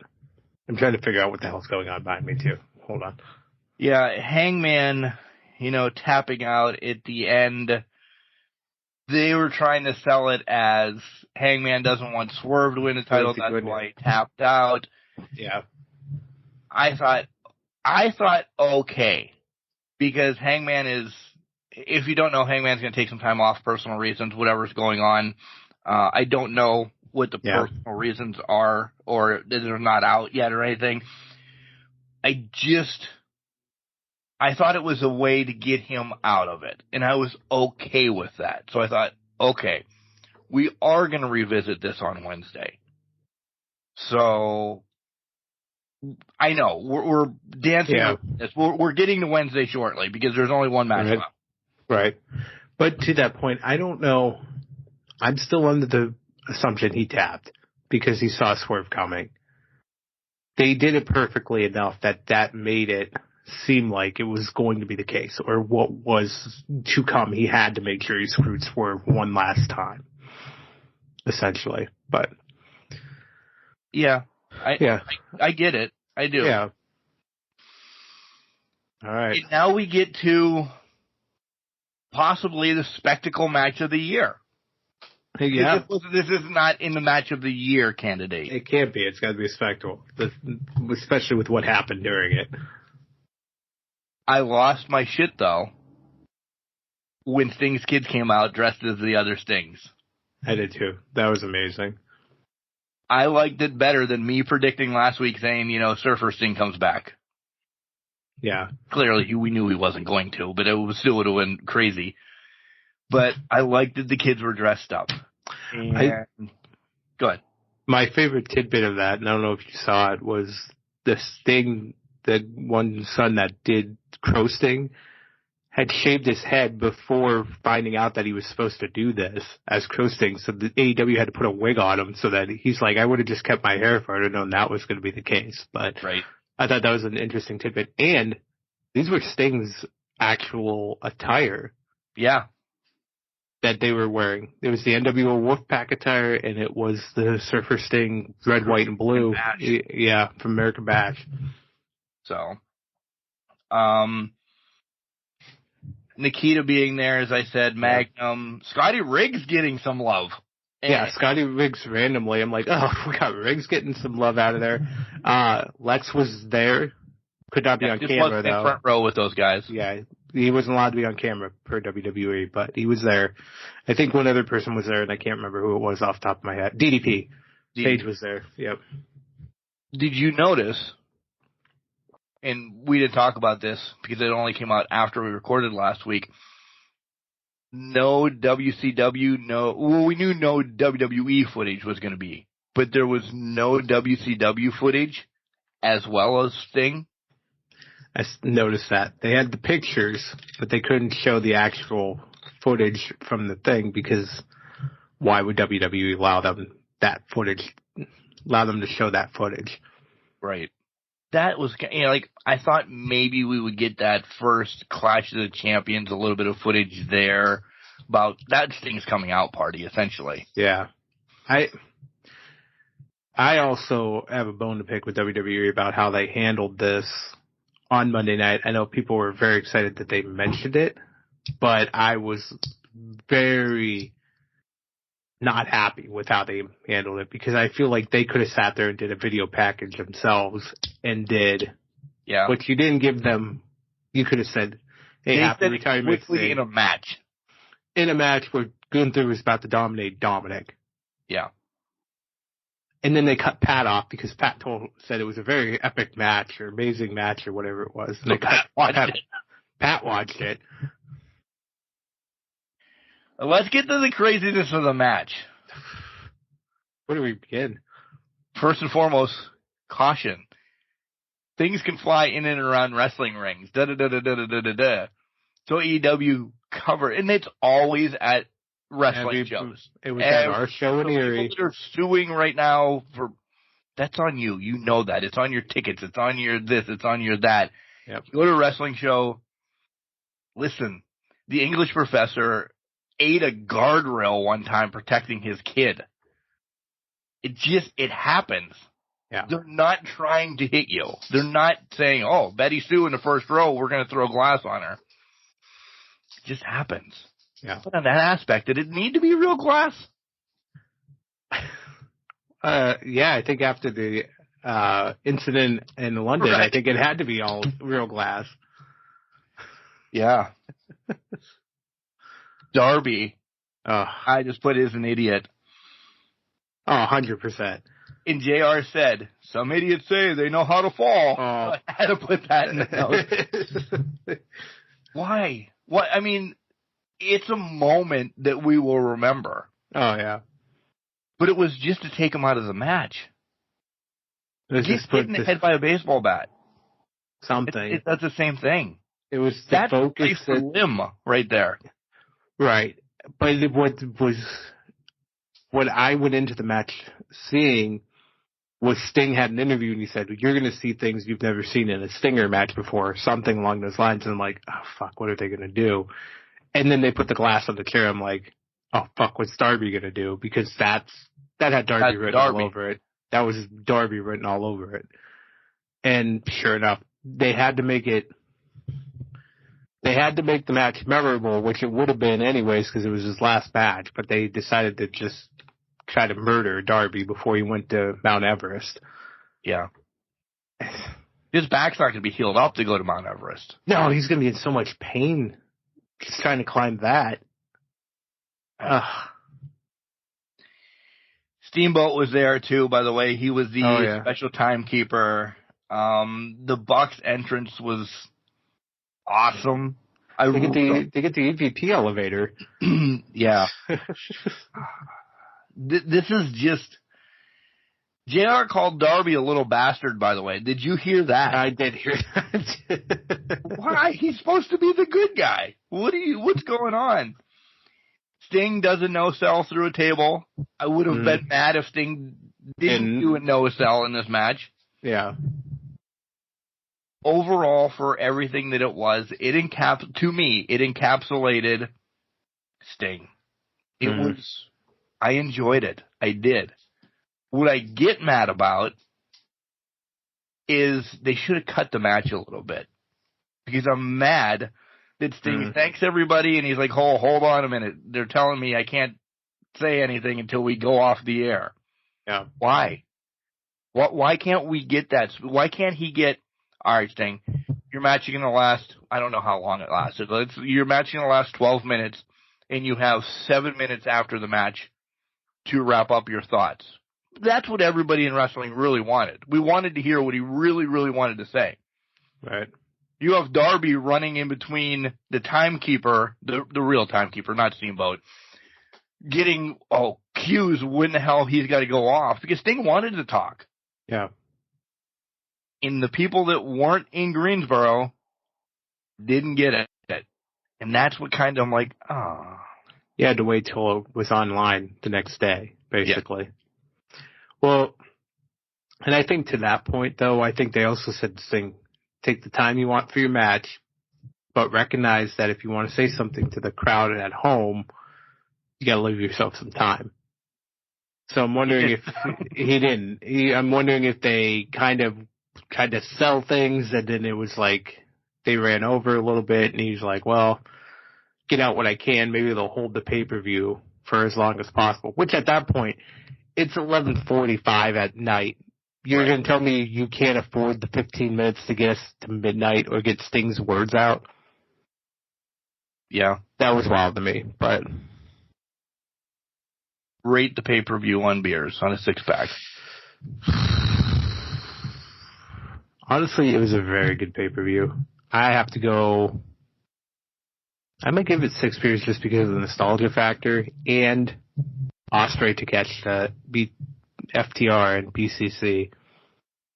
They made the pay-per-view. Review of the year. It's pay-per-view of the year right now, yeah. I think it stays... It for a while. Our talking point for a while. Well, but that's the thing. Does it, though? Because here's the problem. Wednesday night, we add, arguably, one of the best professional wrestlers in the planet. Next Wednesday, arguably one of the best female wrestlers in the planet, if things go the way they seem to be going. Is this just a typical AEW pay-per-view at this point where we're going to get our minds blown every single month because the talent's there, they have the ranking system's back, this feels like old AEW, people are coming in, people want to be there, people are liking creative. Is it just a matter of time before we're saying we're spoiled? I will say we are not getting a pay-per-view like this every month. You can't. I know, they have the roster too, but I don't think we get burner after burner. They'll try. They're going to try. I think it's going to be who they plug and play in here. It's just going to be, I think, because who are you going to book for Dynasty? Okay, so it's Joe and Wardlow, maybe for the title rematch, something like that. Then Okada's obviously going to have a match. Banks is going to have a match. Monet. I think there's going to be a rotation here. You're going to get the world title, you get tag titles maybe, and you'll get maybe the international title or Continental Crown. Those are defended every month. But now it's the people involved, the in-between matches, that rotation. So people could have, I'm not saying months as in plural, but people could have a month off of a pay-per-view. Yeah. So to speak, instead of maybe we don't get 18 matches on pay-per-views going from here. I don't think we can. If we do, are you shitting me? I think you have to kind of pump the brakes and say, no, that's not feasible right now. Yeah, I think so. Maybe we trim 0 hour to 0 half an hour. Exactly. All right, let's go to Dynamite, and we can go willy-nilly on Dynamite, but clearly we're going to start because we've been tiptoeing around it. Man, they did Swerve dirty. Swerve is face and just not getting a title shot. Wardlow stepped up. Well, we had this tag match first and foremost, which just beat the piss out of each other on Sunday. And I understand it's how wrestling works, but they're forcing them to be tag teams, and then Joe turns on him right afterwards. Swerve was face prior. I don't care what anybody says. Swerve was face prior to the pay-per-view. He's just way over. But they had to hear it out of his... I think AEW had to hear it out of his mouth. That he is, yeah. Exactly. They had to hear it out of his mouth that he is not heel anymore, if you will. And this match was clearly a squash and a half of your ROH World Tag Team Champions, nonetheless. Yeah. But we're just going to squash them to put over Swerve and Joe for Joe just choke him out, which I'm thankful for because they didn't try to play buddy-buddy like they've done with Adam Cole and MJF before. They just choked him out and just ended that friendship immediately. Done. Yeah. Which ended Swerve, I think, for a while. I think it does. I think I don't know, because does it take him out for a while or does it make him kind of just pop into the picture next week and cost Wardlow? I was thinking that, but, Swerve was talking about, I'm glad you're throwing these softballs up like we talked about this or anything, but he was talking about karma and what he's done. And I think Swerve has turned over a new page that I don't think he comes out. I think he lets Wardlow do whatever, and then say Wardlow does capitalize and get this title. Then we get Swerve Wardlow. to maybe keep Joe. I said Joe needs to be out of the picture of some sort. Yeah. I don't know. Does Wardlow just crush Joe with a lot of help? And I'll put it that way. It's got to be a lot of help. Or does Wardlow try to crush Joe with a lot of help, and Swerve comes out and helps Joe still? But that doesn't make any sense for what just happened on Wednesday night. Right. These are the questions that I'm like, man, I think, to me, they just wrote Swerve off for a while. He's been unfortunate. In big things. Unless the guys... Is it because the blow-off was supposed to be Hangman and Swerve? Yeah. Possibly this was only a minor step. The world title match was only a minor step. It was never meant to be the end-all, be-all. Yeah. I don't know. EVP says they have 2 announcements. We'll talk about them later. What else? Be live. What else? Before, I'm not saying Okada because we'll talk about Okada. What else did you like on AEW? Fletcher Will was goddamn amazing as well. Well, yeah, of course. That was the fucking great main event. I mean, we can talk about that if you want. I think what I want to call out is Stat turning heel. Boom. Notes. Yeah, she is. She tried to be good, and now Willow's not turning heel. No. Stokely's getting what he wants. Yeah. What takes that then? She's not in the heavyweight, like the women's title division yet. But I think it does, because I think this is how they build her up as a formidable opponent for maybe Mercedes if she gets the title next month and she's the face. Maybe this puts that in that lineup. That's how that gets her to a world title match right off the bat. So Monet's coming in as a face. Oh, yeah, 100%. Yeah. Because there's going to be too much fanfare around her. It's the same thing with Ospreay right now. There's too much fanfare around him to make him a heel. Yeah. No, I completely agree. I told you. I told you when they left the house where they went. Yeah. So you know what I'm gonna try? We talked about it last week. I'm gonna try Heath Blizzard. Oh. I'm gonna see what all the hubbub's about. Well, hopefully the hubbub satisfies your sweet tooth. As you guys watched last night, Julia offered an open house match, which I'm excited to see who steps up for that. Oh wait, yeah. They've already announced it. I didn't see it, but who was it? I know it was announced. As recording right now, I'm not going to pull it up on my phone. I don't know. But they're like, they announced it Wednesday, and they're like, okay, boom, it's signed. Yeah. Can't we have surprises on the show? No, because they have a big surprise coming. That's big business with it. You cannot overshadow big business. We're getting Darby against Switchblade next week prior to climbing Mount Everest. Darby throws down the title, yada, yada, yada. Here, have your tournament. Which kind of sucks, right? Yeah. It's kind of clearly Sting, they didn't need the tag titles. No. Going into this match, they didn't need them. You're right, Sting should have won. He did. By the way, we both picked the Bucks. Yeah, we both tied. I don't think we both got 3 right. Yeah. Which wasn't our best, by the way. It's not a good night for us.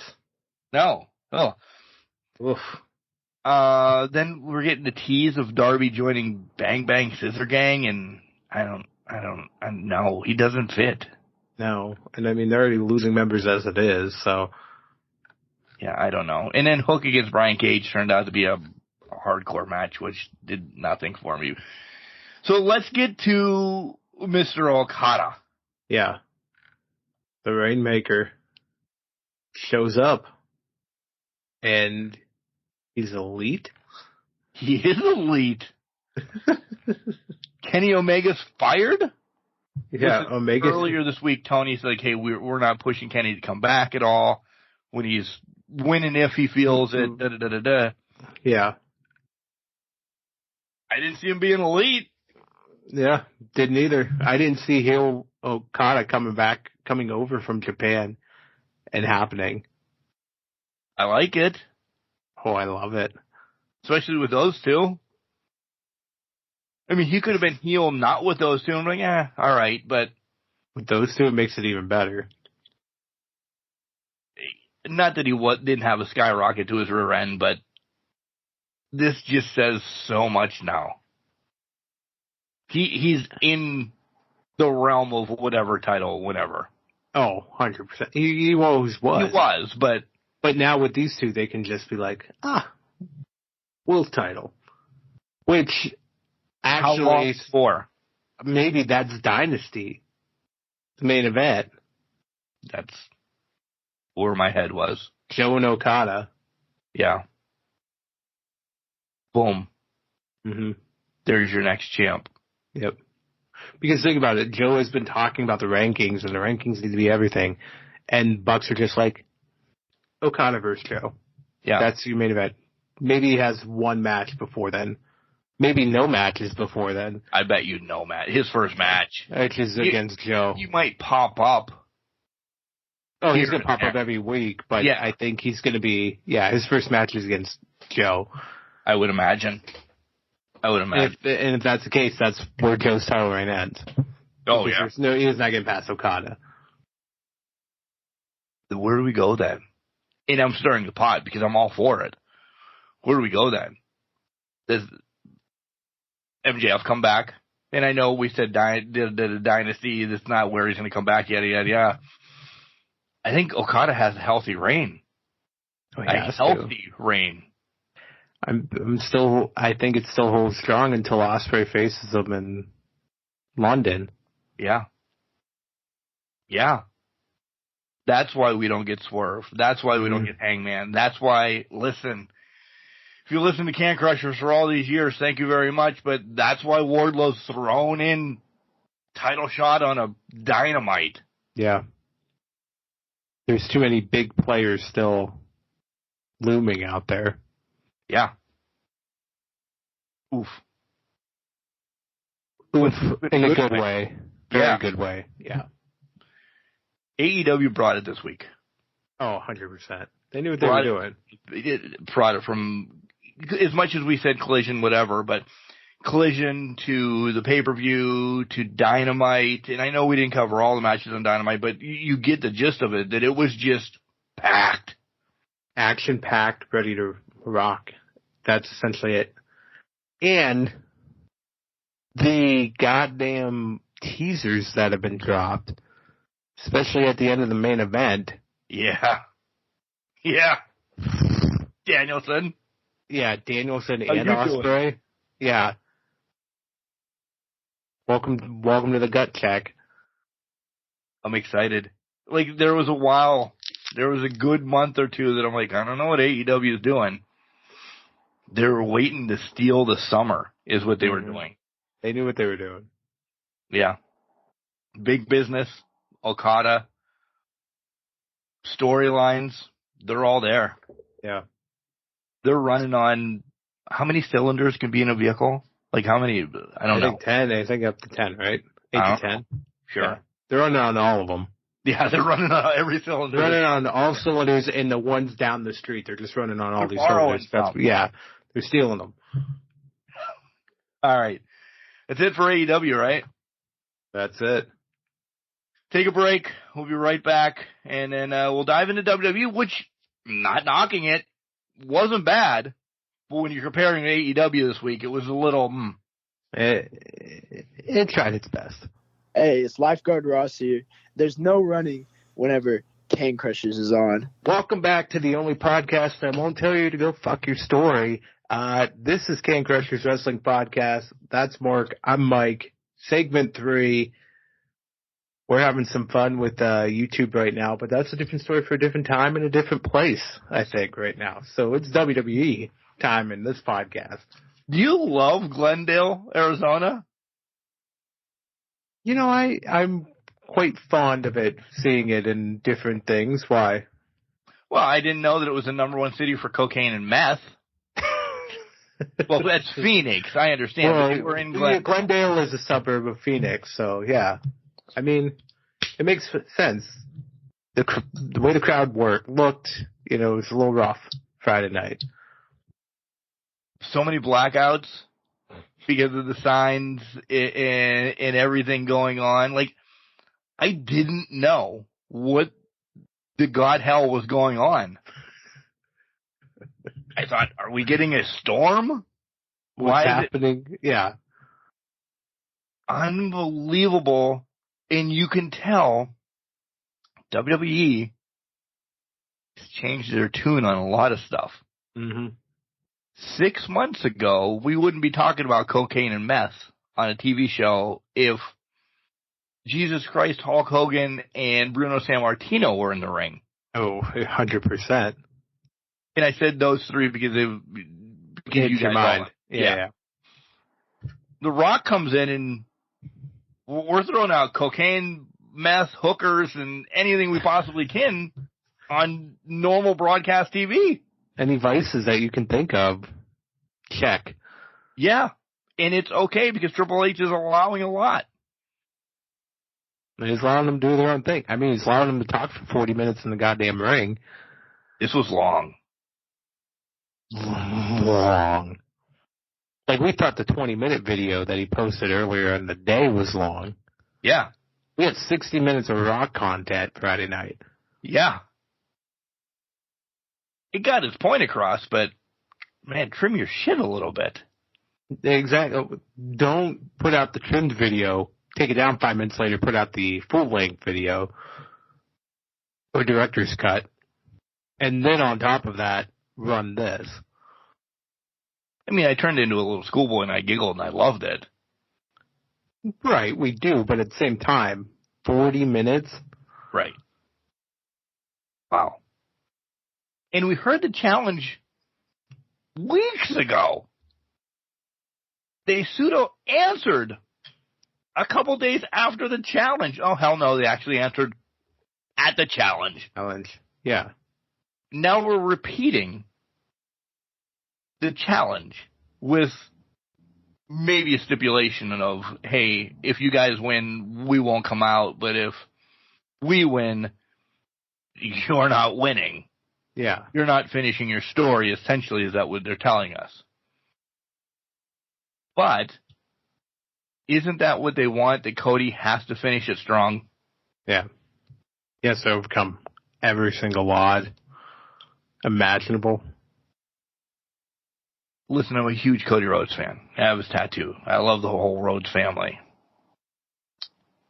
This is really messing up my bold prediction. That's what I'm angry about. I didn't have The Rock involved into the story this deep. Yeah. He's neck deep. We're not worried about the Hogan thing, are we?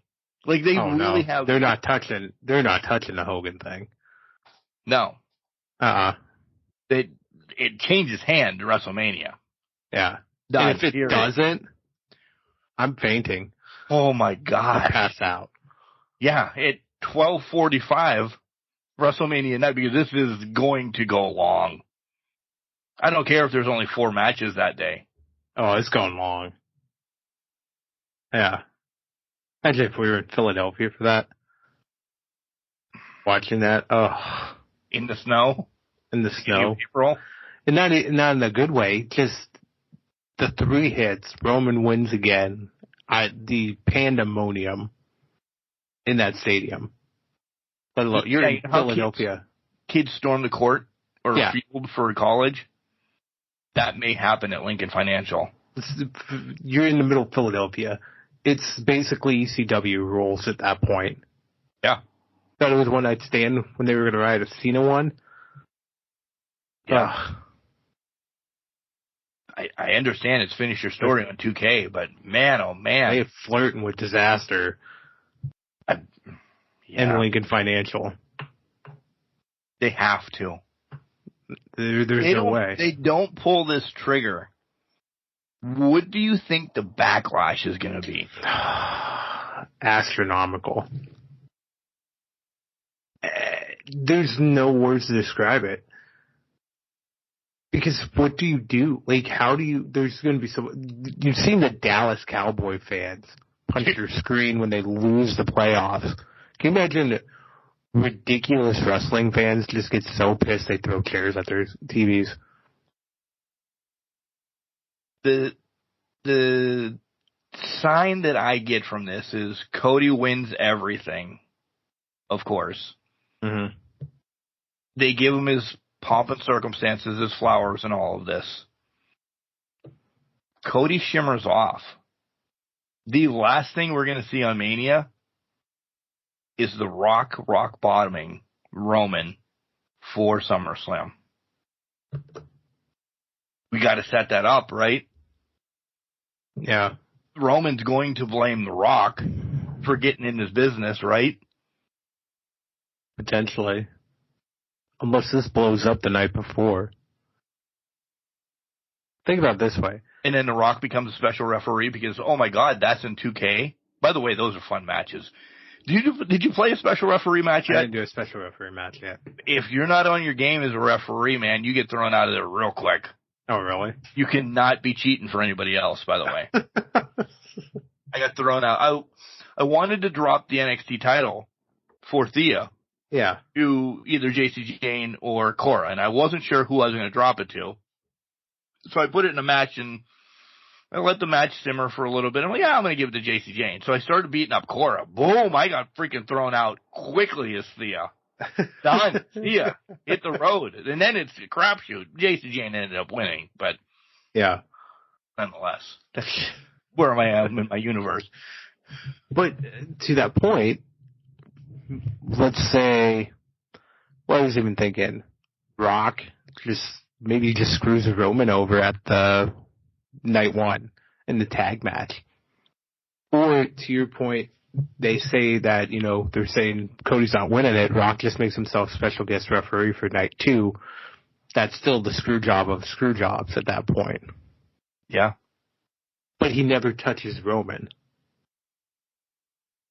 He only goes after the bloodline. Because I think that's going to be the key to saying you're finishing your story, is that Cody gets Roman by himself in the ring. Cody finishes it against Roman. The bloodline doesn't get involved because Rock's taking care of the bloodline.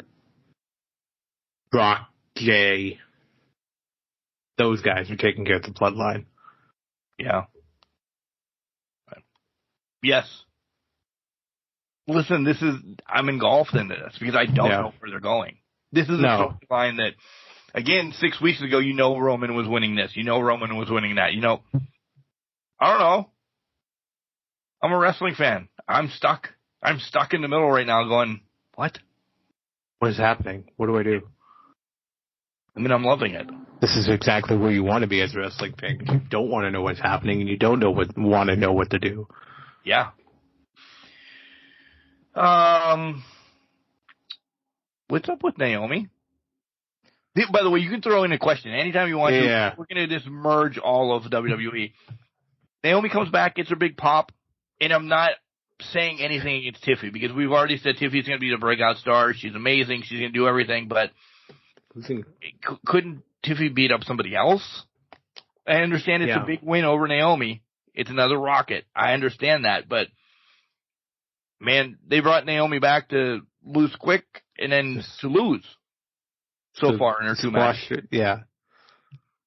She's essentially the legend that gets squashed. Is that what this is now? That's not going to be long in the tooth then for her to be relevant. I don't know. To be maybe that's the point. But maybe that's the point. I don't. This is telling me that they didn't bring her back to do anything besides say, oh, we got her back under our umbrella. Or she wanted to come back under our umbrella, but she left because of circumstances. Let me stir it.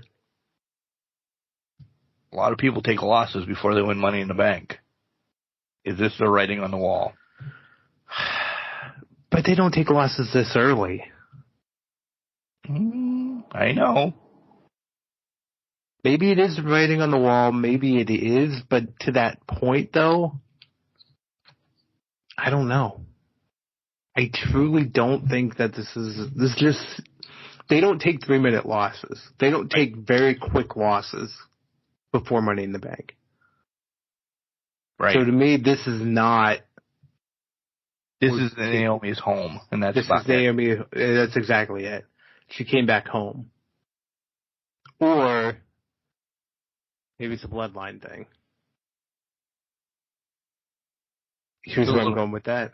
I do, but well, here's where I'm going with that. You bring her back just because it's Naomi, right?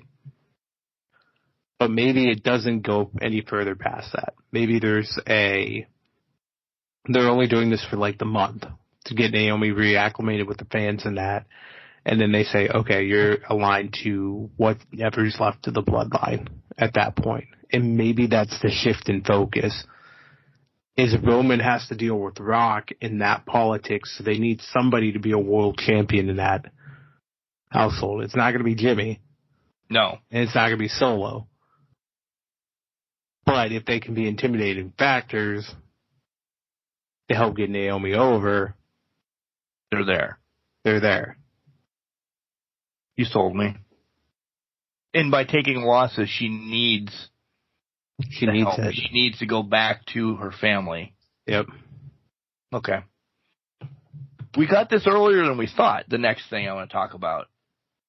Dakota and Bailey. We knew it was coming, but we thought we'd pander for a little bit. No. First time Dakota's back in the ring. See you, Bailey. Yeah. And it was very obvious. Oh, 100%. There was no... even started. This was just, we're just hanging around because literally there's no point to this match. No. Mm-mm. I'm going to keep trucking down SmackDown real quick. Truck it down. Braun Breaker against Quinn. Spear, 1, 2, 3. How the fuck is he that fast? He really is that fast. I know. How the fuck is he that fast? I don't know. Like, I get, I've seen him in NXT and all that, but Jesus Christ. Yeah, he got faster from NXT. I'm not being ridiculous. It must be something in the ring. It must be something in the ropes or something. He shoots him off better or something like that. I don't know. KO needs to be on commentary whenever he's not doing anything. It made the Orton Theory match. Because the Orton Theory match I did not care about at all. Oh, God. There was not, well, besides the botches and that, there was nothing to write home about with this match. Besides maybe the RKO. Yeah. I mean, that was SmackDown, by the way. Well, Ray came back. Ray came back in LA, but yeah, well, I just Santos and Ray. I don't really. Oh, Ray, yeah. I don't know. I don't have notes on that. What is Ray's mask? It looks like he has a mask on that. You know when you put the marshmallow challenge, how many you get in his mouth? They did that to the mask, not his face. To the mask. It looks like it just melted in a fire. Yeah. Yeah, I don't know what the fuck that is. He had his mask going on, right? Well, this is it's similar to the mask he wore against Dominic. If you remember that one, it was like red and yellow and that, and it looked like this. It's terrible. Bless you. It's terrible like that. That mask is just, oof. Yeah. It looks like they melted a tire and put it on his head. That's what it looked like. It does. 100%. It just needs treads. Goodyear Ray. Maybe that's a new partnership. Mitchell and Ray. What is, Goodyear's in Akron, right? Is he going to be a Zips fan, a Ducks fan? Oh, yeah. Maybe it's going to be Akron Rubber Duck over here. Yeah. Ray Rubber Duck. That looked horrible. So Raw starts, and we get 25 minutes from Cody.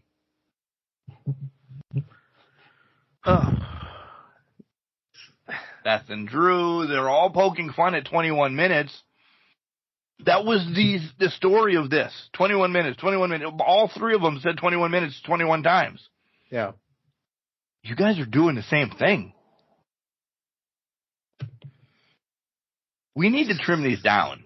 So much talking for no reason. Like, when we know. Just get it over with. 10 minutes. Go. Yeah. You have a ton of superstars back there that could fill that other 11 minutes then. Oh, 100%. Get a quick match in there. Get a women's match in there. Do something. But no. Dom and Gunther. He got his ass beat. Dom got his ass kicked like he stole something. Pat made up with Gunther. It was fun if you like watching Dominic get his ass kicked. Right. I guess I don't know. Maybe WWE didn't bring it this week. Well, I think they tried in some aspects, some matches. I mean, I'm gonna go back to this. Andrade and Apollo. I don't think anybody cares Andrade's back. No. Not at all. I don't know why. Did he lose his luster? Did he lose his luster that much on his way out the first time? I think so. I think he lost his luster when he wasn't with Zelina anymore. Because that made a dynamic duo between the two. Yeah. It's a good point. It worked in NXT. Yeah. It worked in NXT. They brought him up. It immediately got separated. Together, and then they got separated. And then he fell off. Yeah, and he could have had... That's when him and Rusev were there. Now Miro. And we were clamoring for that, and we got a taste, but nothing. Yeah. Exactly. He had people then that he just... Why? Like, he is, I will throw this out, one of the best out there. If you let him cook, as you like to say, he's one of the best out there. What don't I see that others are seeing? Is it backstage? Yes. Is it attitude? Is it there? He's back home because, and I hate to say it this way, because Charlotte's there? Could be. I don't know. But that's happening with a lot of people, though. It is. Nothing against Naomi, but, I mean, this is home. This is back home for her. Jamie's here. Her husband's here. You know, I think a lot of people are coming back because of that tie. Mercedes is not coming back because she doesn't have that tie. She has Bayley there, but that's not the strong enough tie to bring her back. Right. Or her frustration was very pure and it just didn't need to, there was no reason for it. Yeah.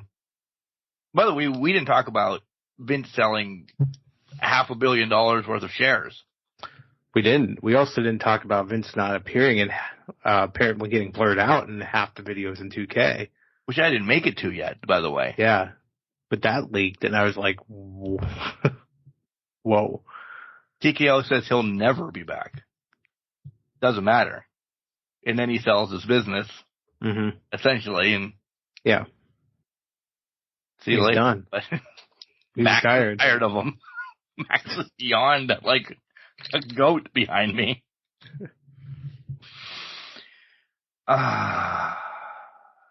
The gauntlet match for next week.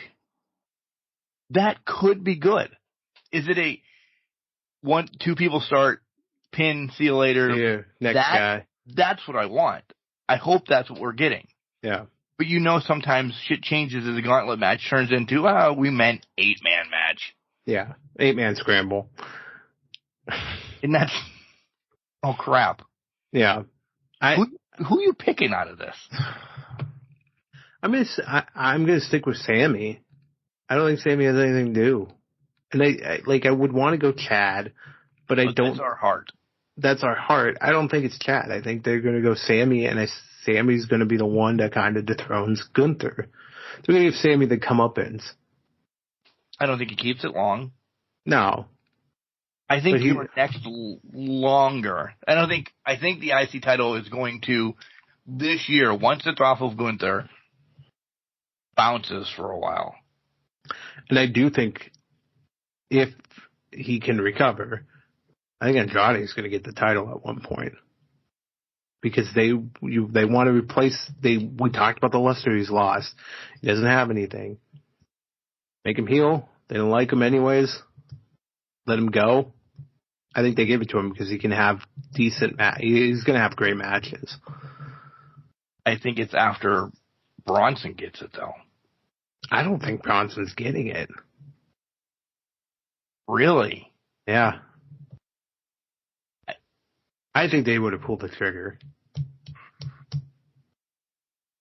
Listen, we love Gunther. Now we're in damage control for this title, I think. Well, this is the dangerous situation you get into when you leave a title on somebody for so long. We haven't mentioned Roman when he loses his title. Cody's going to have who to defend against? Right. So without even going down that path, Gunther's going to have who to defend against. Or if Sammy gets it, who's he going to defend against? The people that Gunther's already laid waste to? Yeah. Several times over this year and a half.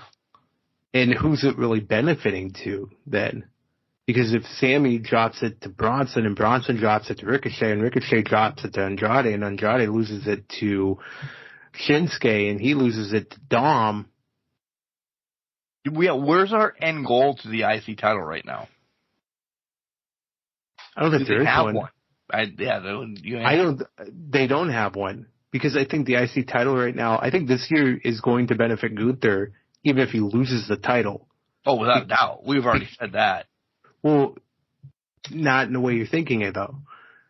He doesn't even have to sniff that title, but if the same guys that he's destroyed on this path of destruction beat each other for the title, it only strengthens how good he actually was running with the title. Touché. And now it further elevates him to, well, maybe he is really good world heavyweight material, because these guys can't even get out of their own way to beat each other. They're beating each other. Guess who's home? Guess who's back? Back again. And they're going to go nuts because DQ is right in their back pocket. And Becky and Nia. But Liv's the first opponent for Becky. Oh, right? Yeah. It has to be. I mean, that's what they set it up for. I just think it's clustered sometimes. Oh, it's all clustered at this point. I mean, they can't even get out of their own way with it. I don't know. They tried. You're right. They tried to compete. And listen, we've been high on WWE the last couple of weeks. And maybe I was living, coming into this segment, what I remember. But then now reading my notes, and I'm like, oh, man, wait. Maybe I did fast forward a little bit more. Maybe I did not know what's going on because. Well, here's the thing. We've been treated to a certain level from WWE for a long period of time. Now they're really cooking. They're really picking up. They're really going forward and doing some great things. They could have just had an off week because they're like, well, we can't compete with whatever they're putting out for Revolution and what Dynamite's going to have because they know Okada's shown up. Right. Ospreay has his first match. We can only do so much here. So that's why you're seeing the gauntlet matches next week. We're setting up things for down the line or in 2 weeks or things of that nature to kind of say, okay, the momentum here in this is the filler show. We can put on some decent matches, but this is a filler show to get us to whatever it is. And to the flip side of that as well, Raw is your filler show to SmackDown because that's where Rock's showing up. Right. Yeah, Seth really didn't do much. He talked, and then he came in at the end. And got kicked. Yeah. And then you have Drew mocking CM Punk all week. Right. So. Yeah. I guess I'm out. I don't have anything else. Nothing else? I've talked myself out of it. Just sitting here thinking, oh man, what did I watch on WWE this week? A lot of promos and a lot of filler. Now I'm sitting here disgusted at myself. But you're not. Don't be disgusted at yourself because you had The Rock kick off the promo fest, and we're riding a high horse here. We got The Rock, Roman, we have Cody and Seth. That is, you're just eating that up, right? Then you have a solid mid-card range where you have Gunther, you have 6 guys for the IC title next week in a gauntlet match. That'll cook. That'll be good. That's going to be something to bite into in that. On top of everything else, it's a lot of those sprinkled in. Yeah, it's a lot of promo stuff, but WWE is giving us a quality product. They go forward with. The thing is that we still haven't really had a major, like we know it's Becky and Rhea as well because we haven't either one of their. They need to interact a little bit more as well. Yeah. We had, I guess, now I'm going to talk myself back into it. Bayley got turned on, I mean. So we have to see what happens there with her and Io. Yeah. Does Bayley get any backup? I don't think, but she's going to have to battle damage control for the next week, 2 weeks.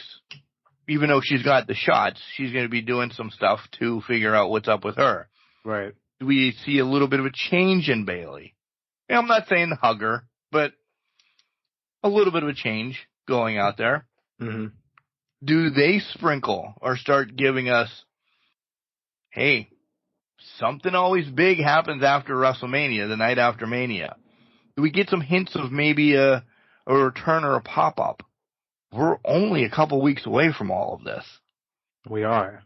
There's already rumors Punk's going to be showing up the week before. Cena has a free day. He said that 6 times this week. Yeah, he's got a free weekend.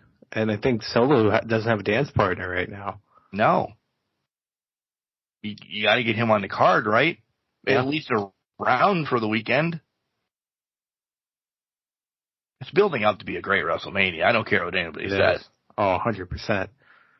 It'd be wild if Cena just interrupted the tag match for Cody and Seth. As what you just blew my mind, and you've seen it live on as we're recording. Yeah. As what? He's the special referee? Maybe he ends up being a special referee, or he ends up just interfering in the match, costing Rock and Roman for Cody and Seth. Oh, by the way, there's 3 co-main events, by the way. Do you know that, right? It doesn't co mean 2? Well, WWE's term, they had like 17 the one year for WrestleMania, didn't they? 17 co-main events. There was at least 4. Because I remember it was like Brock and somebody, the world title, the WWE title, and then there was another fucking specialty match they had going on. So the co-main events are both the tag team match of the Bloodline against Seth and Cody, and then Cody against Roman. Right. But another co-main event is Seth against Drew. Another one's Rhea versus Becky. So that's 4. Something else is going to get thrown in. We're going to have 5 co-main events. Okay, so let's just go off of the 4, and this is, apparently we can end it here if we want to. We're being bookshelved with the big matches on each night, right? One opens, have it be One Becky close. and Rhea opens, the tag team closes. Yeah. Seth and Drew opens. Bloodline is closing both nights. Period. Yeah. But you have to have one of your other matches start. And then and I'm not saying that Bayley and Io's a filler, or Gunther and whoever he's going to fight is going to be a filler, but they're fillers in the story of WWE right now, right? They're the matches that fill in the card. Yeah, exactly. I think to your point though, they might pull one world title one night and the other world title the next night. So if Seth and Drew kick off the weekend, then we deal with all that. Maybe there's a Money in the Bank cash in that happens too there. Boom, that's all taken care of. We get that out of the way. Then Rock the whole tag match. But then again, to that point, Seth's fighting twice in one night. However, Rock has already said, I have the power to make your title go away. Right. So why wouldn't he have the power to make him wrestle twice in one night? And then there's an injury. Maybe he ends the night and he has to start the next night. Right. He's got that lingering injury, barely gets by Drew, and then, Damian Priest that lost the tag titles the night before takes over. Yeah. These are not our predictions. They're just thoughts as we're sitting here. Predictions to come in a couple of weeks. Just two guys BSing right now. If I'm Becky and Rhea, I want to start the whole weekend off. Get it out of the way. I don't want to start the second night off. No, because that's kind of, you're basically midpoint of the whole thing. Yeah. It is that match after intermission. Exactly. I would agree with that, because then if you think about it that way, it's literally this match after intermission and we're not fully back into this. Let's be honest, we're on wrestling fatigue until the main event that night. Oh, especially if Saturday goes long. Well, because think about last year, WrestleMania 39, night one, magnificent, beginning to the end of the card. Night two starts, I can't even tell you who started night two. No. And it felt like it dragged on forever. Until the main event with Roman and Cody. The Roadie, Jesse James. Him and Rockabilly went at it. Yeah, him and Rockabilly went for it. Yeah, I don't know. It is that first match of Sunday is essentially that popcorn match, as everybody calls it. Mm-hmm. We'll see. This has been a great show. This has been a great show. Always is, always has been, always will be. No matter the disputes that get raised against it, it'll always be a great show. Agreed. We'll see. We'll see where that goes as we travel down this path of the newly invested YouTube, I guess. We'll see what's on YouTube as we continue. This show may be the first show on YouTube. Yeah, I have some that have already passed. I don't know. I guess we'll have to listen to tune in time. What am I trying to say? I don't know. Stay tuned and tune in to find out this debauchery that's going on behind the scenes, because we'll always let you know. What do you got going on this week, my fine friend? This week, I don't even know what the hell next week is, to be honest. What do we got going on next week? Not a lot going on. I think it's just, nice weekend at home, getting some things done. Apparently it's going to snow. So. What? Yeah, I got the weather alert while we were recording here. There's snow coming into the forecast this weekend, so. Must only be in your neck of the woods. Thank God. I hope it's not. I hope you get the lovely mess that's coming your way, but, we just have rain tomorrow. We have rain. Hold on. Well, now I gotta look. Rain Saturday, snow Sunday. Oof. So, but then next week it gets sunny till Thursday. So, but the week ahead, nothing too crazy going on from what I understand. Happy birthday to my sister. Her birthday is going to be on Monday, the 11th. So happy birthday to her. Happy birthday, sis. And I feel like there's some other birthday coming up. There's in not. the near future. No, not anymore. No. Not anymore? Okay. Maybe we'll see what happens. What are you doing this week? This upcoming week? Get a doubleheader last night and a single game today. And Sunday I have apparently go to court to dispute some things. And I don't know. That's about it. A couple interviews set up for the following week, and then I hope, get some free time at night. I was asked to be part of the next play again. Apparently, they really want me in my stardom, my power, my entourage that follows me. But I saw when one of the plays is being, and I said, hey, I can't. Oh, yeah, we'll make it work. You can skip a practice, whatever. I'm like, no, I will be at New Era Pro Wrestling on April 20th, one of your show nights. Yeah. Kind of lock, stock, and barrel there. So they're like, oh, you actually can't do a show. I'm like, yeah, yes. But I'm not being a dick. Apparently they want me to come back. They said I did well and they'd like me to be in another play. So we'll see. It's also tough right now because I would also be going to practices late because listen, right around the corner, softball and baseball. Right. I won't give those up whatsoever. Yeah, I love that way too much for that. That's what I do football and basketball for, to get the baseball and softball essentially. But overall for the week, I don't know. Nothing's coming up on Friday. Nothing. No. Nothing at all. Okay.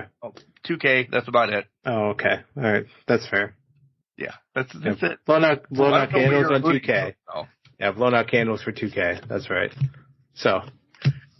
Remember, no matter what we dispute, we love you. Remember, just because you're trash doesn't mean you can't do great things. You're a garbage can, not a garbage cannot. Remember to tell your loved ones that you love them. Because you never know.